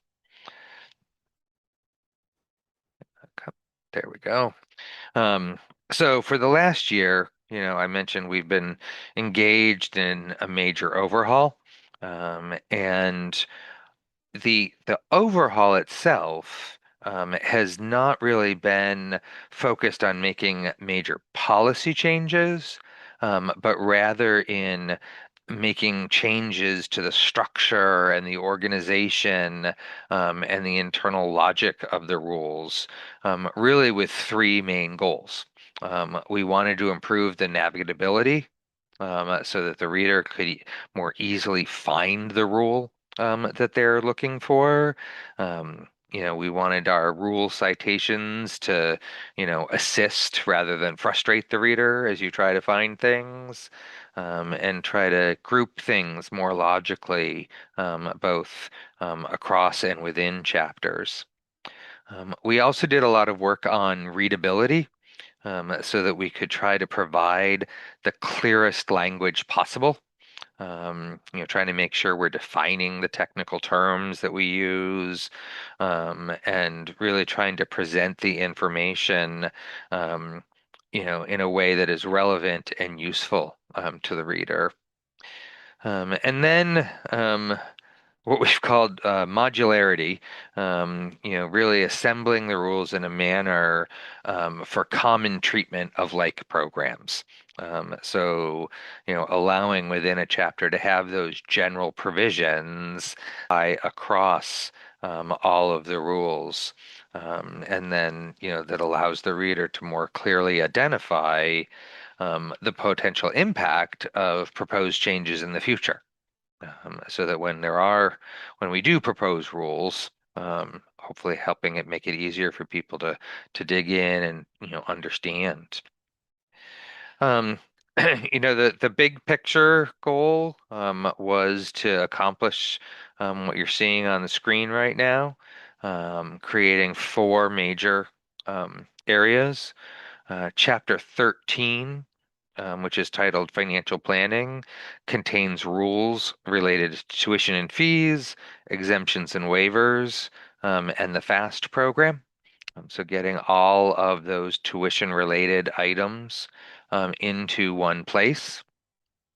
Chapter 22, has long been the home for most of our programs, but we did have narrowed that chapter to really so that the student loans will have their own chapter and the student financial aid programs will really focus on the grant scholarships and work study. We did chapter 23 several years ago, along the same lines of trying to pull the loan repayment assistance programs out of Chapter 2 and put all the loan repayment assistance programs, those programs that help individuals pay off loans after they graduate, into Chapter 23. And then the new Chapter 24 contains the rules for our student loan programs. There's a few loose ends that we're still going to need to finish up, at the January board meeting. But the bulk of this structure is now in place, after having, tackled 3 major projects at the October board meeting. The first was the new chapter regarding the determination of resident status. We needed to update that chapter, to include some substantive changes, to modernize the rule, to align the rule with federal court rulings, and to move the rule into Chapter 13. And one of the things I didn't mention along the way is that Chapter 21, when we're all done, I think it's in January when we're all done, the old Chapter 21, which was called Student Services, will cease to exist. So we've moved to put things into chapters like where the chapter title might make sense. Even here at the agency, people are like, why is it called Student Services? And I have to explain that 20 years ago, there was a division called Student Services. And so you had to know how our organization was organized 20 years ago to know to look in that place. So we've moved everything out. In addition to the project to update the determination of resident status, we also implemented a new subchapter that brings all of the exemptions and waivers into one single subchapter. So everything for which we have rulemaking authority regarding exemptions and waivers is in that subchapter. Includes a number of changes to just improve the readability, but also add some new rules. One for the economic development and diversification waiver, which isn't a new waiver, but we had never had rules on it, and we felt it was a complex enough program that would benefit from rules. And then also adding the new paramedic exemption, which was created and signed by the governor in January. And the rules for that program are really modeled after the existing peace officer and firefighter exemptions, trying to keep all 3 of those programs in line wherever possible. And then we also included some rules within that subchapter to more clearly specify how certain restrictions apply to the exemptions and waivers in that subchapter. Includes adding the restriction that a person must be lawfully present to receive an exemption or waiver that is included in that subchapter. So the exemptions and waivers for which we have rulemaking authority have that requirement that they must be lawfully present. And then finally, all the rules relating to the coordinating board student loan programs are now in the new Chapter 24.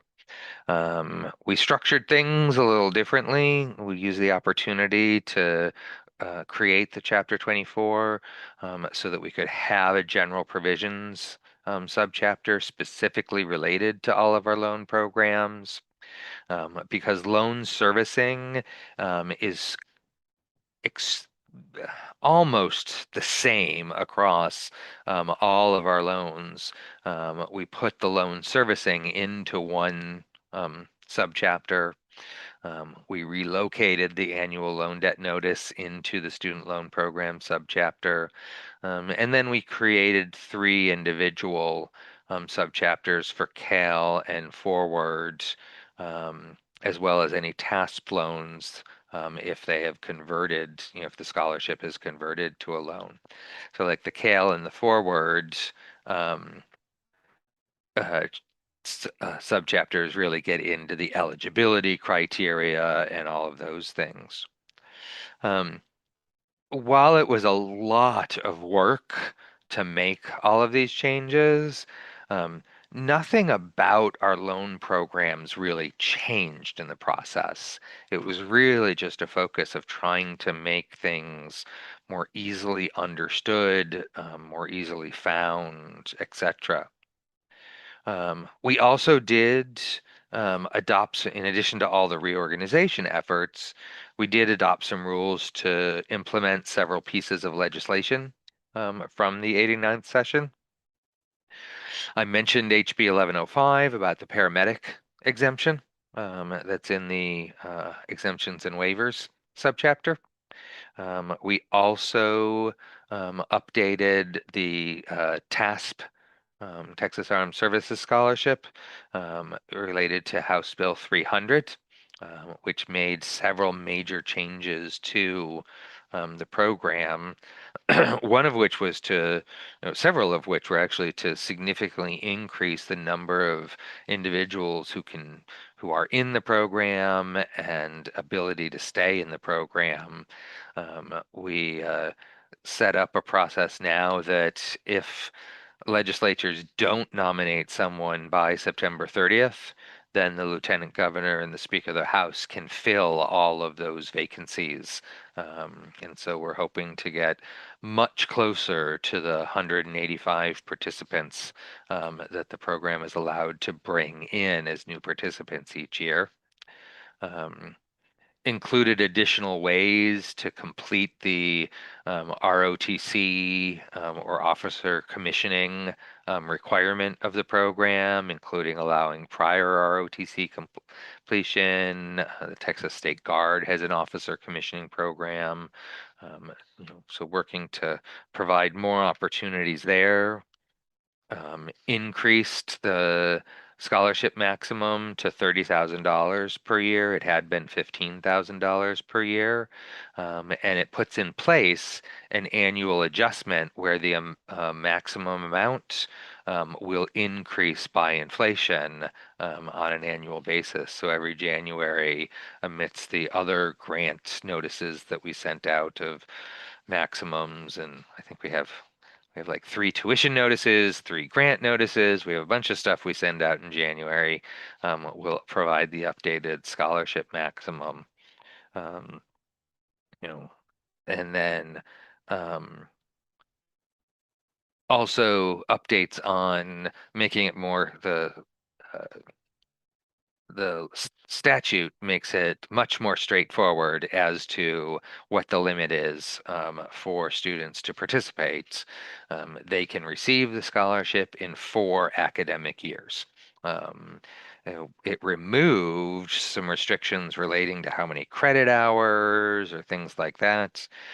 It also removed the baccalaureate restriction. So the program is now open to graduate students as well as undergraduate students. And then the mental health program, I'll admit I feel like we come to this meeting every other year saying that the mental health program has been changed yet again. And every session they like to play with the mental health professionals program. But it did a program to 4 new eligible professions. It allows all professions to qualify via providing services for public school students. Previously, it had only been one of the 11 different professions that could use public school students as a valid population to serve. And then it increased assistance amounts for all the different professions and added a couple bonuses. One-time bonuses if you're fluent in a language of need or if you're serving in a low population county.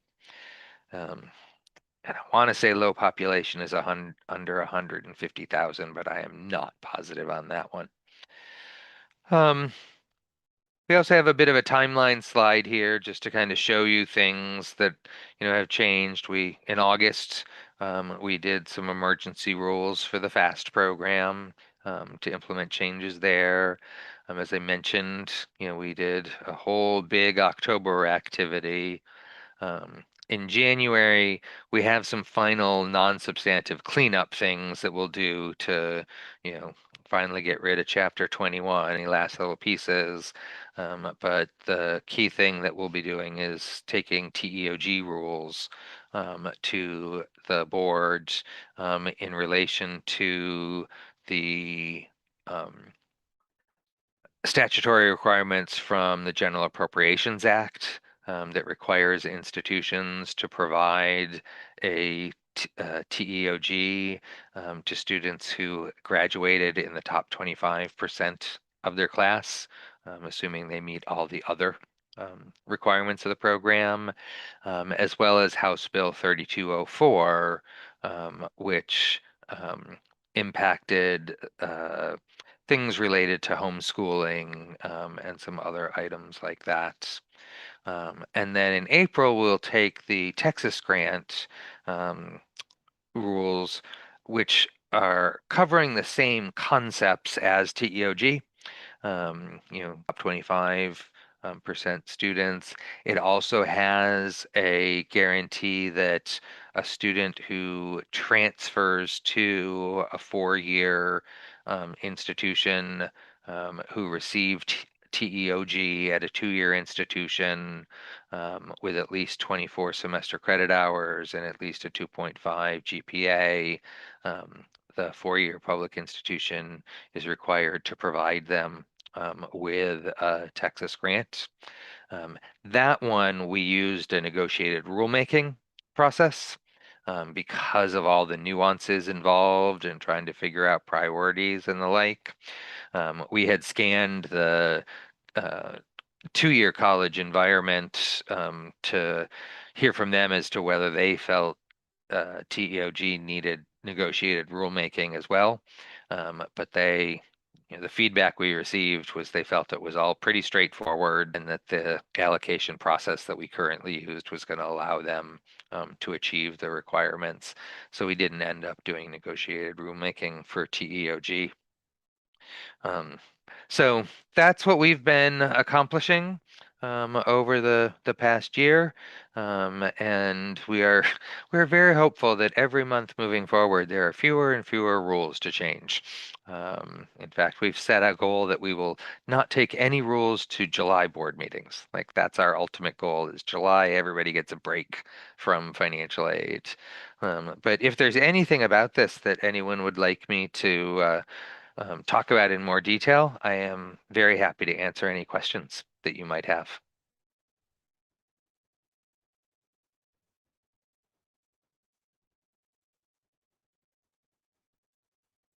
Anybody have anything for Chad?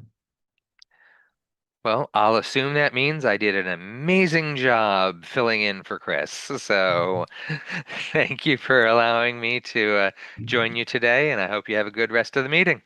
Thanks, Chad. We appreciate Thanks, the Chad. updates.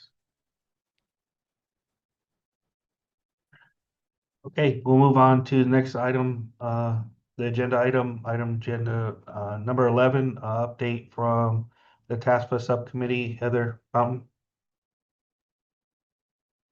I just have a quick update. Not much has gone on.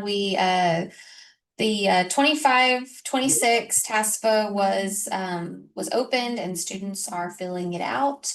On November 12th, there was a minor bug fix that was deployed for the CSV output files. Some institutions were using this for their automation process and it was causing a snag. So a bug fix was put out on November 12th. On December 2nd, there was an institution that reached out to the coordinating board that the bug fix broke something else for them. So that was the TASFA Tech team has reached out to that school and has worked to fix that issue, ensuring that if the CSV holds true for the 27 file layout and positions, then they plan to deploy that fix. It was scheduled to go out yesterday, actually on the 10th. So Laura DeGrush can provide some additional information if that wasn't able to go out. They have done some configuration updates to the CSV files that will not impact the text files. So a number of schools are using the text files for automated processing, but it shouldn't impact anything with that. It shouldn't impact institutions that use the CSV files for manual processing. And if there are any institutions that are using the CSV files for automation and they have questions, or they are experiencing some difficulties with that or have findings that the coordinating board needs to know about, please contact the TASFA tech team by reaching out to Laura DeGrush, and she will be able to assist those schools with those matters. Yeah, thank you, Heather. And I suppose I can add that we did deploy the fix yesterday, 12:10. And it did look good this morning. I was monitoring the batch process this morning for the CSV file, and the updates look successful. So I've reached back out to the institutions that were using the CSV file that we are aware of. And so far, so good, but we're going to continue to monitor it just to make sure that moving forward, whomever might be using the TXT or the CSV file can automate that process, because that's really a good end goal to make things easier for the amount of data that comes through. So just reach out if you noticed anything, and we just hope to make it an easier process where we can. Thanks here. Yeah.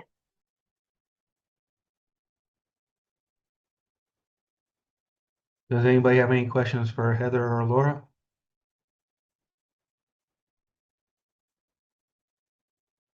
Okay, if not, we'll move on to the next agenda item. Thanks, guys, for the update. The next one is an update from our high school districts, Erica Ramos, Sandra Moore, and Dr. Angela Harold.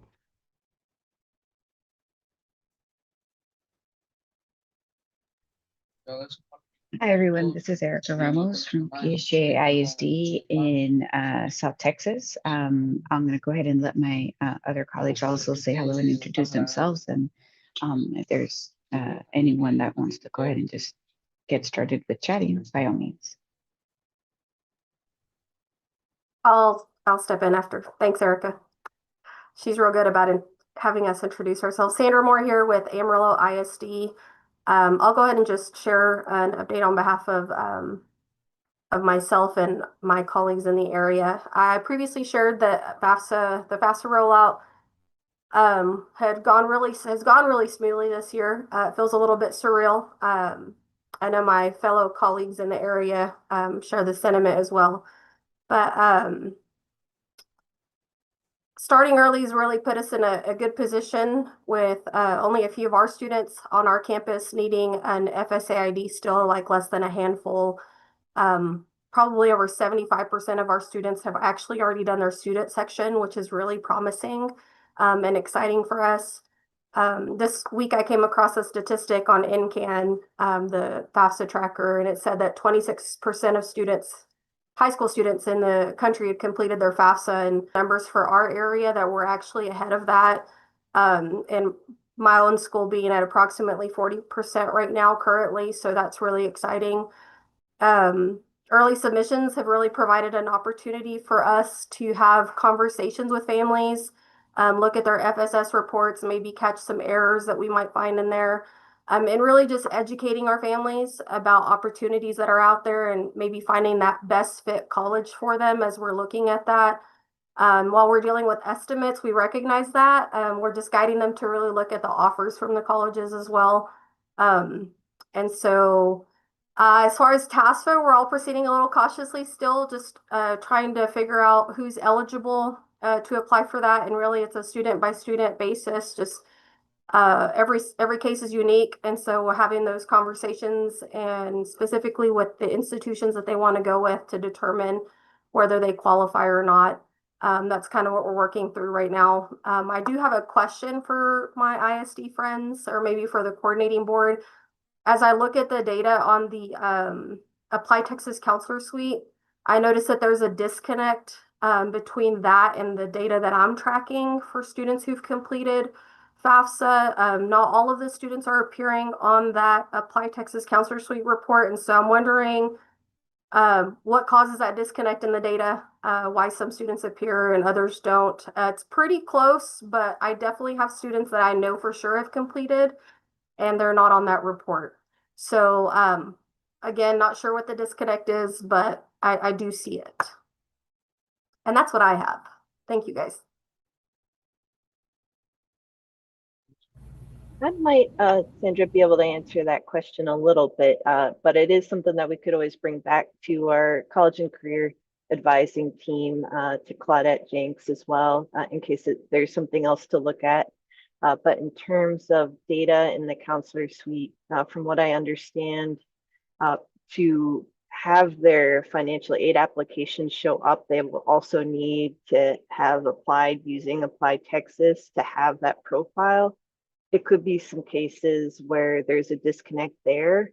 I do know that this year we were able to thoroughly look at and test to make sure that the files going through to Apply Texas did show up in the dashboard. So we did a very close end-to-end for FAFSA and TASFA. But certainly if you're seeing a case, it wouldn't hurt to reach out and make sure that things are looking as they should. It could just be that there's not an Applied Texas application for that student, or you never know, it could be something else that would be worth reporting. So that's what I would recommend if that's helpful. That's definitely helpful because I can cross-check now through that same counselor suite, their application statuses as well. So that's good to know. Thank you.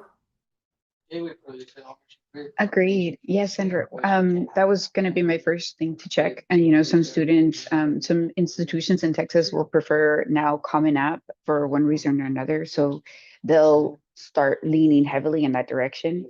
But another thing I've noticed is when the data doesn't match up, and I mean exactly the name. Some students technically have two last names, but they don't do that or use that properly on Apply Texas. And we catch it when we are doing FAFSA, but to go backwards and to double check that everything that they've submitted now actually does have proper name. So yeah, I had about 15, 17 students that were flagged by my university that said, oh no, you didn't send a transcript. And that's where we are noticing, like, it turns out they applied with one name. The high school transcript has another name.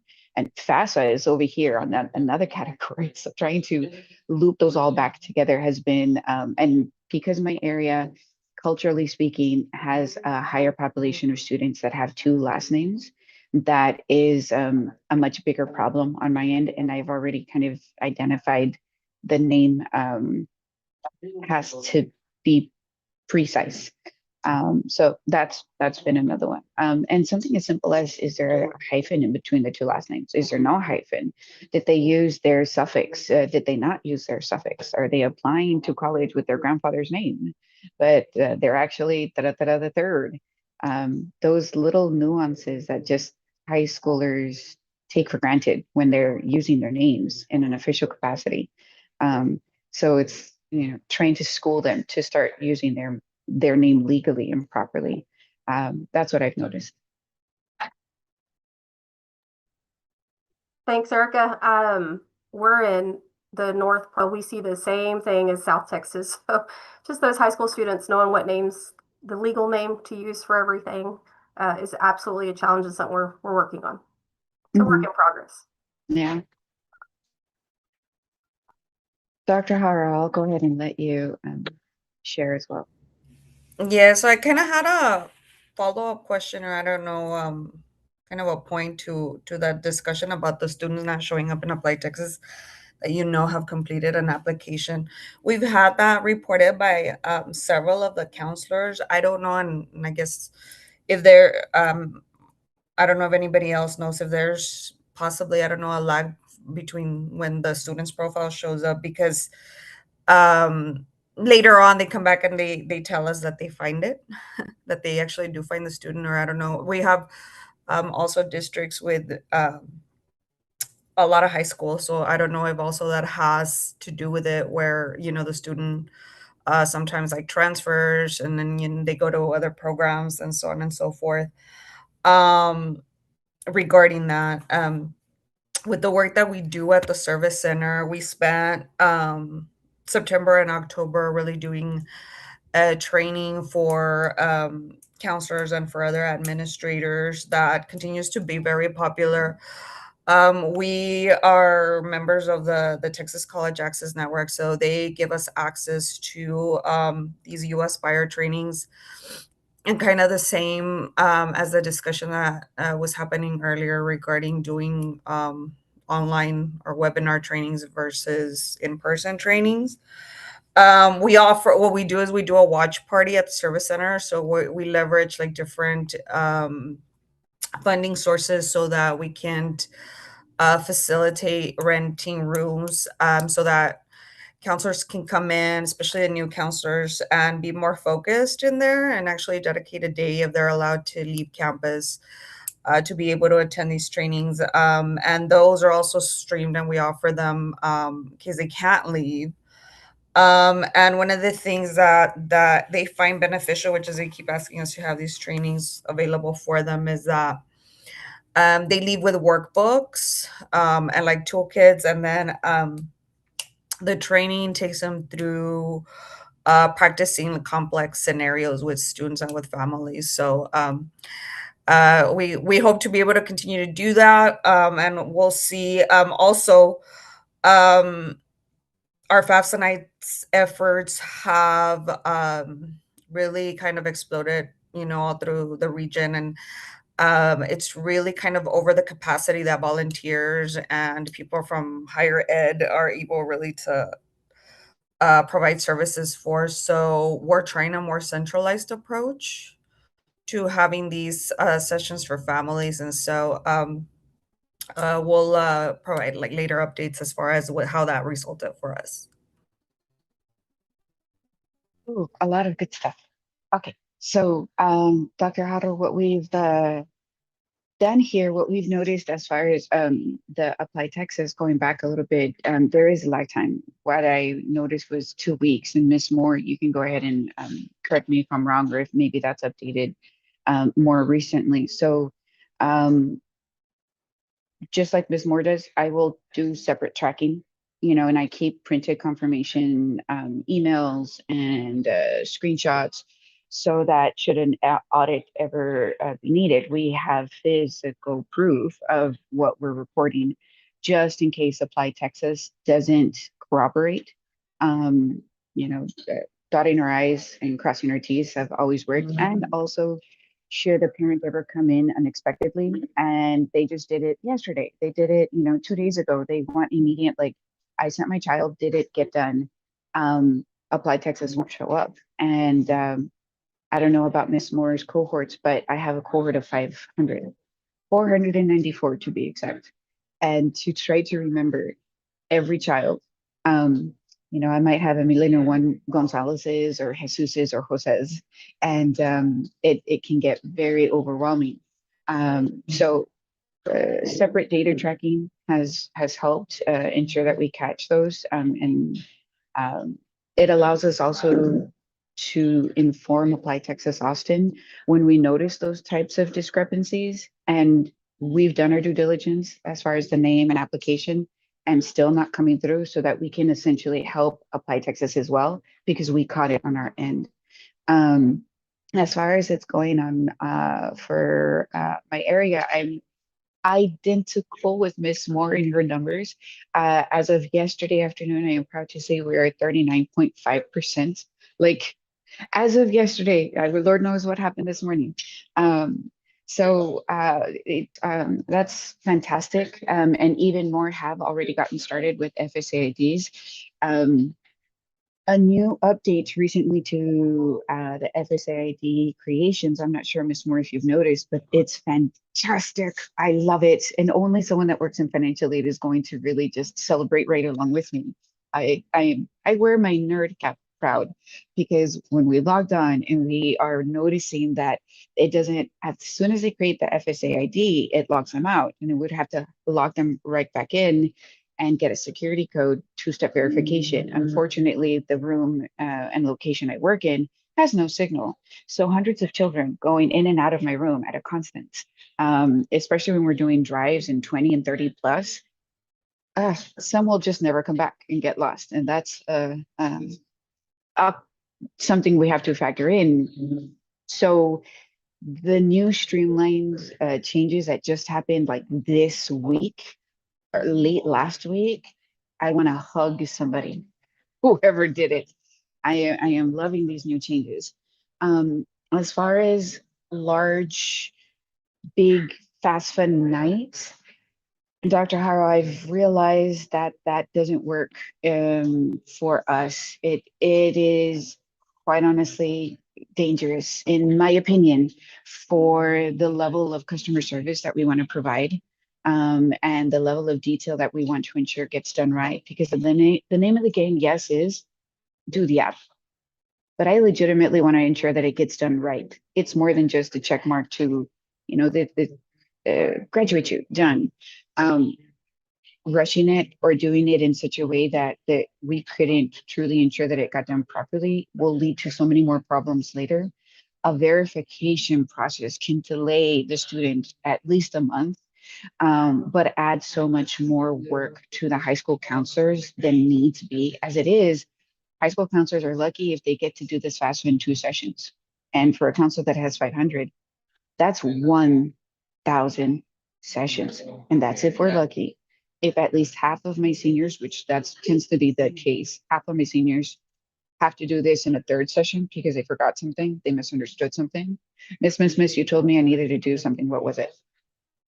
We're looking at 1,250 sessions. So when admin will ask about us doing, like evening, that kind of stuff, I will try to shy away and I will explain it by saying, when we go to the bank and we have to apply for a loan, my banker does not sit with 10 families or 20 other people and discuss all of our financial data, personal data, and everything else all in one group setting. And you might have a volunteer that is oh so nice and lovely volunteering at the bank helping me.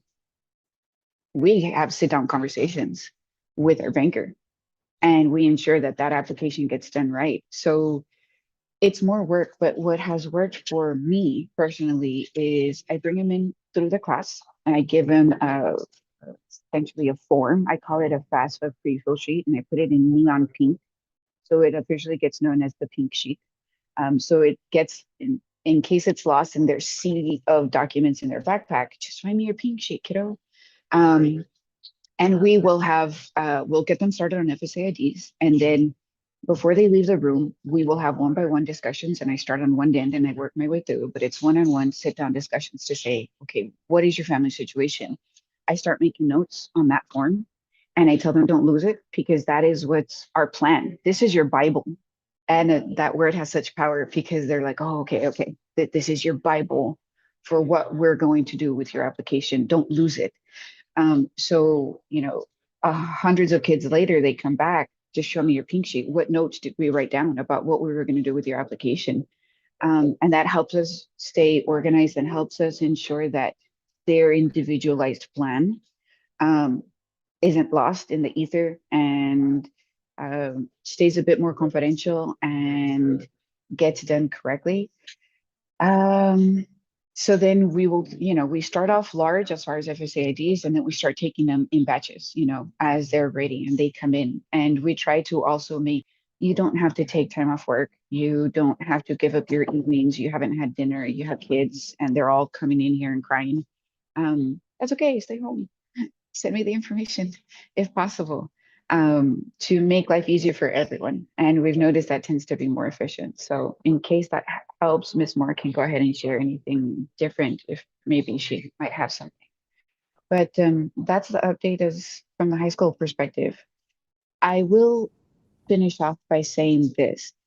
As glad as I am that they opened it up, the plan was to open up this October the 1st.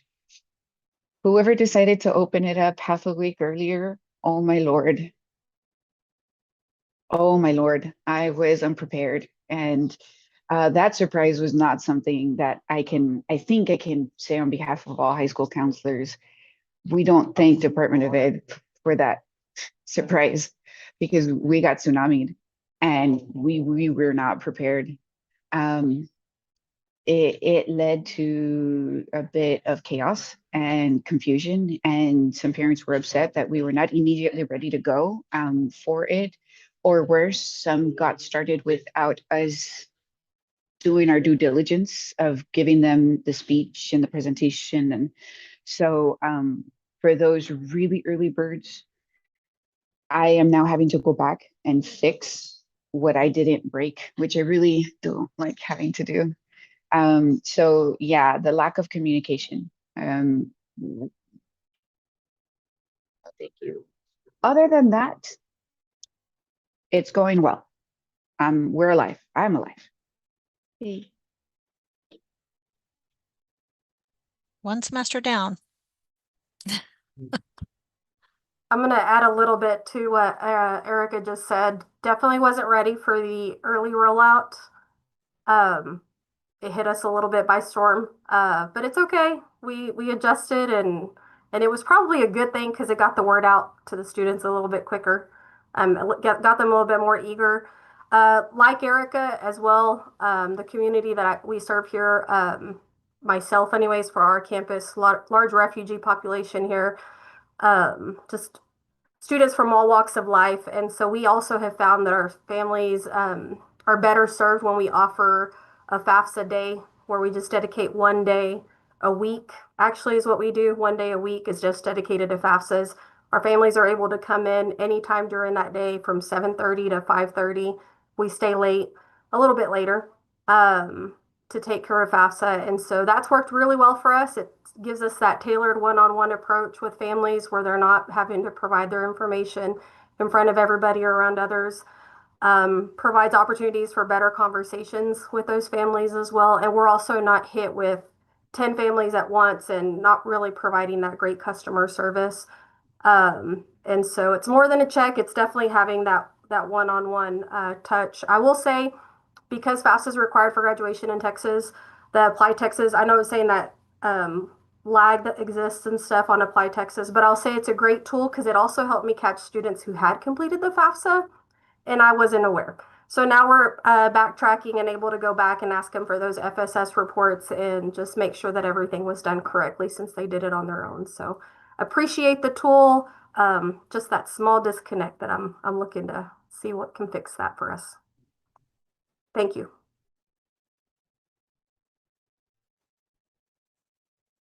Does anybody have any questions for Erica, Sandra, or Angie?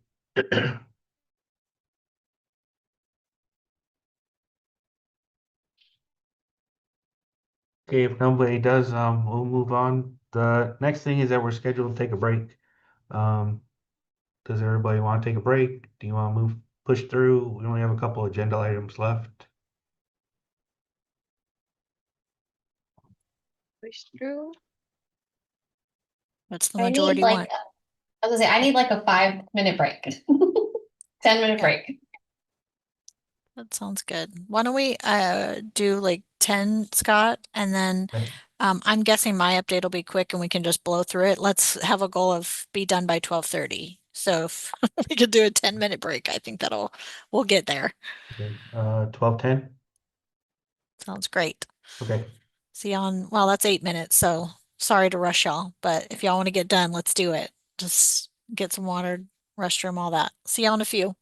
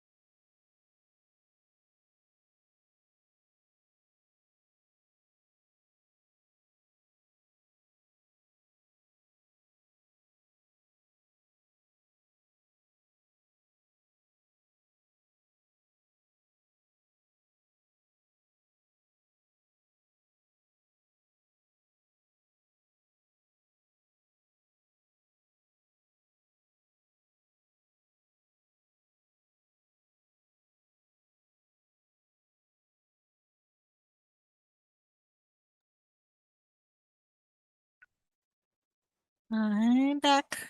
I don't know if everybody else is back, but Scott, do you want to do a roll call before we hop in? Yeah. Hop back in? Yep. Tanya Richardson Dean, Here, Cecilia I'm Jones, here. I'm here, here. Mary Escobar,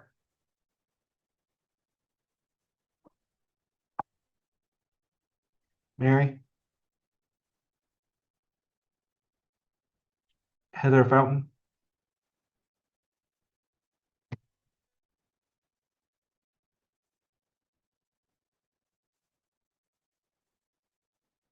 Michelle Hill, I'm here. Jackie Kelly,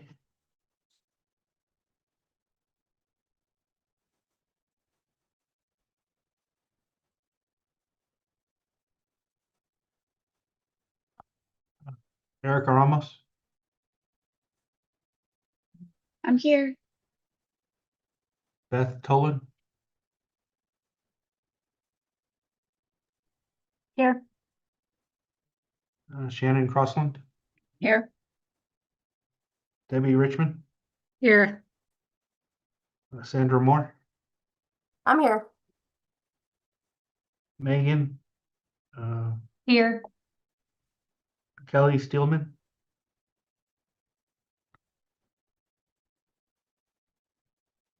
I saw your message. Yeah, she's here.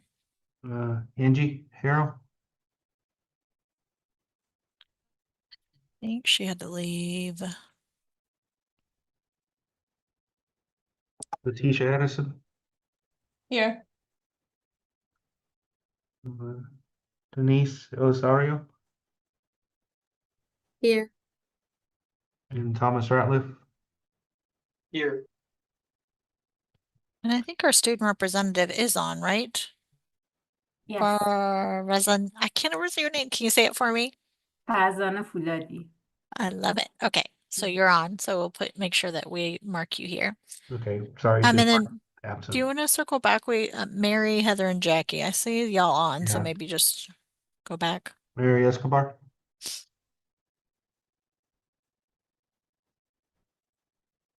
Mary, Yeah, I don't have her camera on, so I don't know if she's truly back. okay. Well, Jackie Kelly,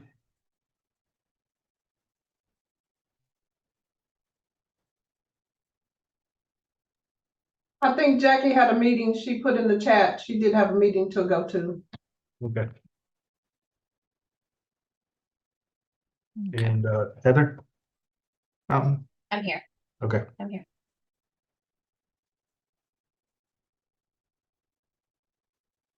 Okay, Lay, you want to give your update?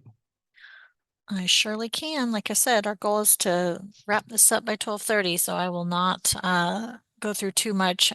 Beth already gave an update from the subcommittee, so this is kind of just an expansion of the update she provided.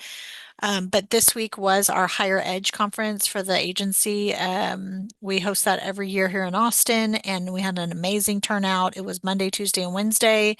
A lot of people came from all around the state. I was helping with one of the main pieces, which is our expo. We had a lot of tables set up with different program information across the different divisions. Again, great activity. Lots of people came by.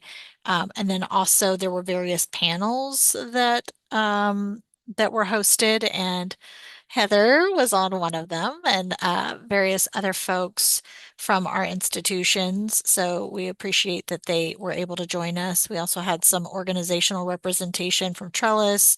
And do we have an ISD? Don't believe we did, but really great. The two that we had one was called Beyond the FAFSA, and it was innovative approaches to supporting first gen and low income students through financial aid. And then the other panel related to financial aid was post-graduation pathways.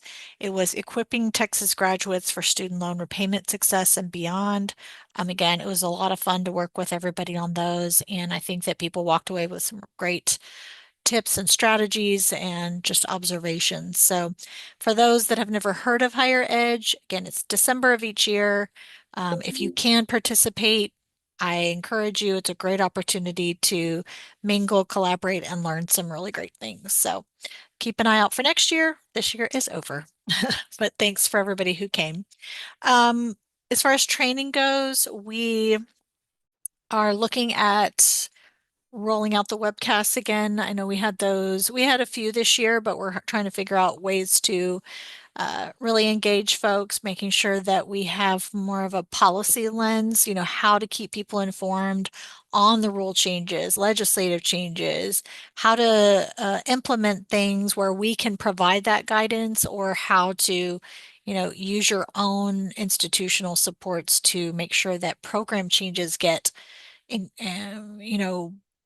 rolled out smoothly, because we know that a lot of times there's timing concerns and whatnot. So the training that we're looking at again next year, we'll be trying to figure out what dates make the most sense. But right now we're we're throwing around the idea of doing it after the board meeting each quarter.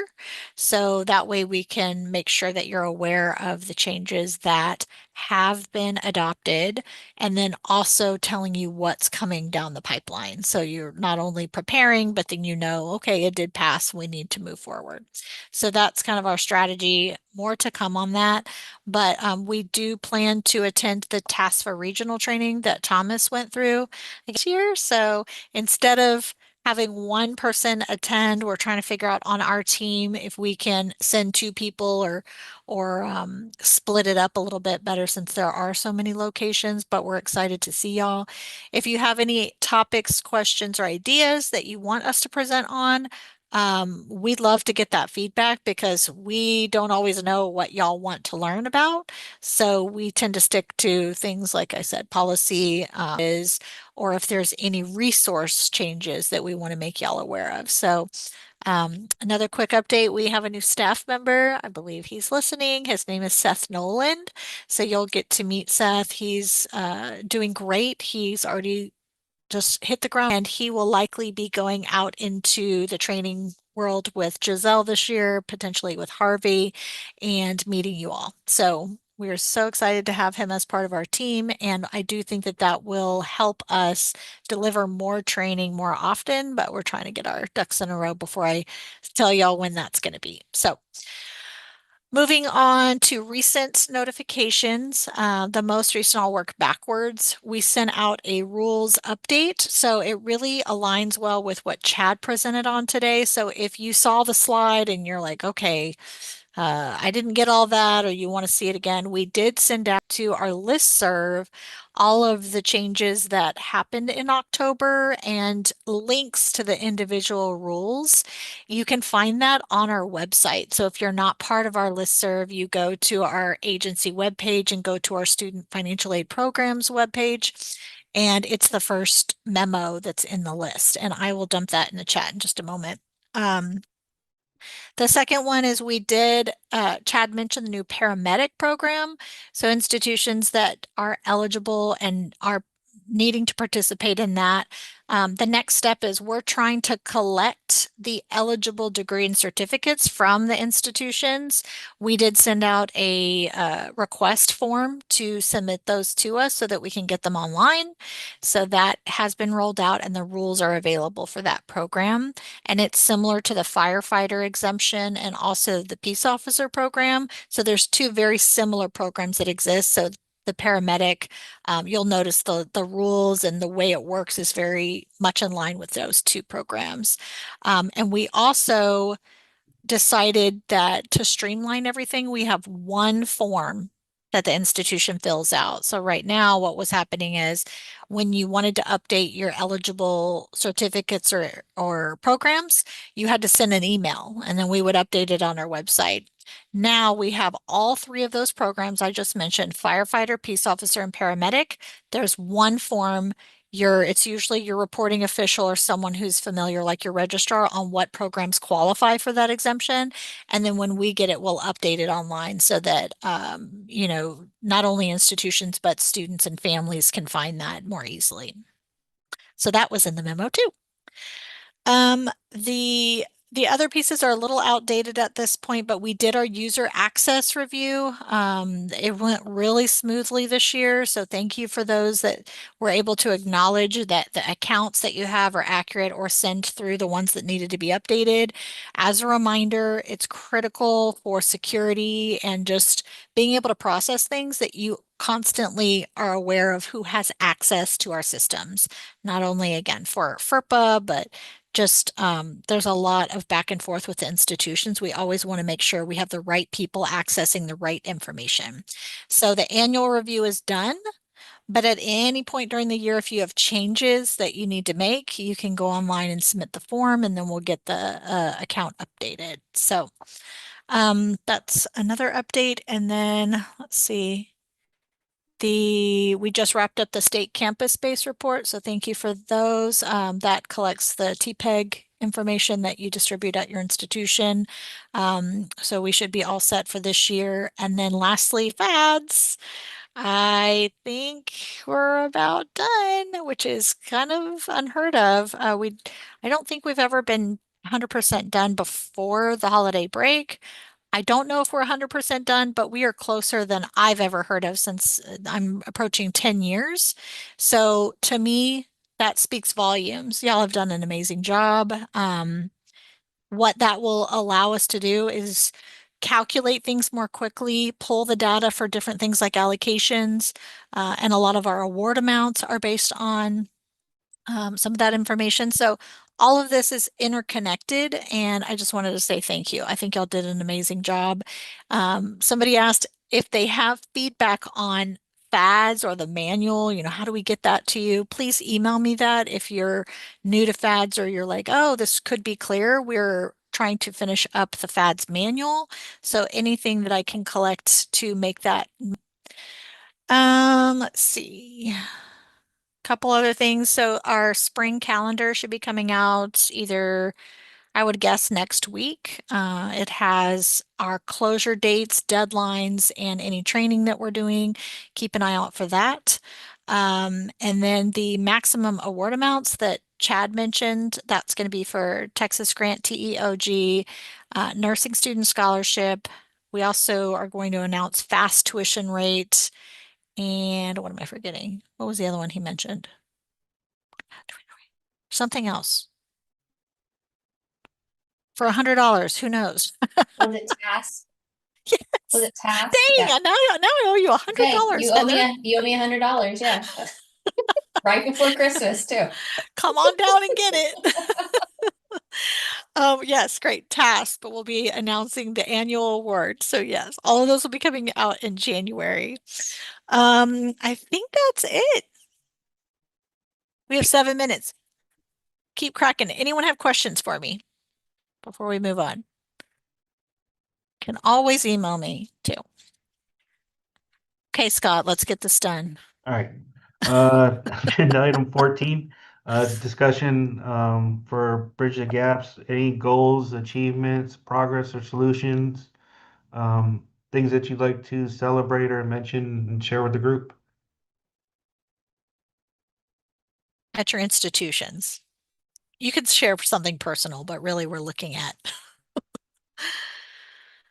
And honestly, Erica and the ISDs and Sandra and Dr. Haro, y'all gave a lot of amazing things. So I'm just throwing it out there I was so glad to hear all those positive updates, but I heard somebody else talking. It was me. Yes, hello. It was me, Leah. I just wanted to share, I actually on a national webinar with the College Board about how high school counselors can help boost FAFSA completion rates. So that was really exciting. And then locally, one of our news channels has a podcast and was able to go on there and share about FAFSA, its importance, and then just information with anybody that listens to that podcast about the importance of filling it out. So that's been exciting over here. What I hear you saying is you're famous. Everyone, Sandra is famous. No, my director keeps putting me out there for stuff, and I'm like, thanks. No, that's great. Thank you for sharing. That's great involvement, and I bet you. Anybody else? Like everybody's like, we got to get done. Let's move on.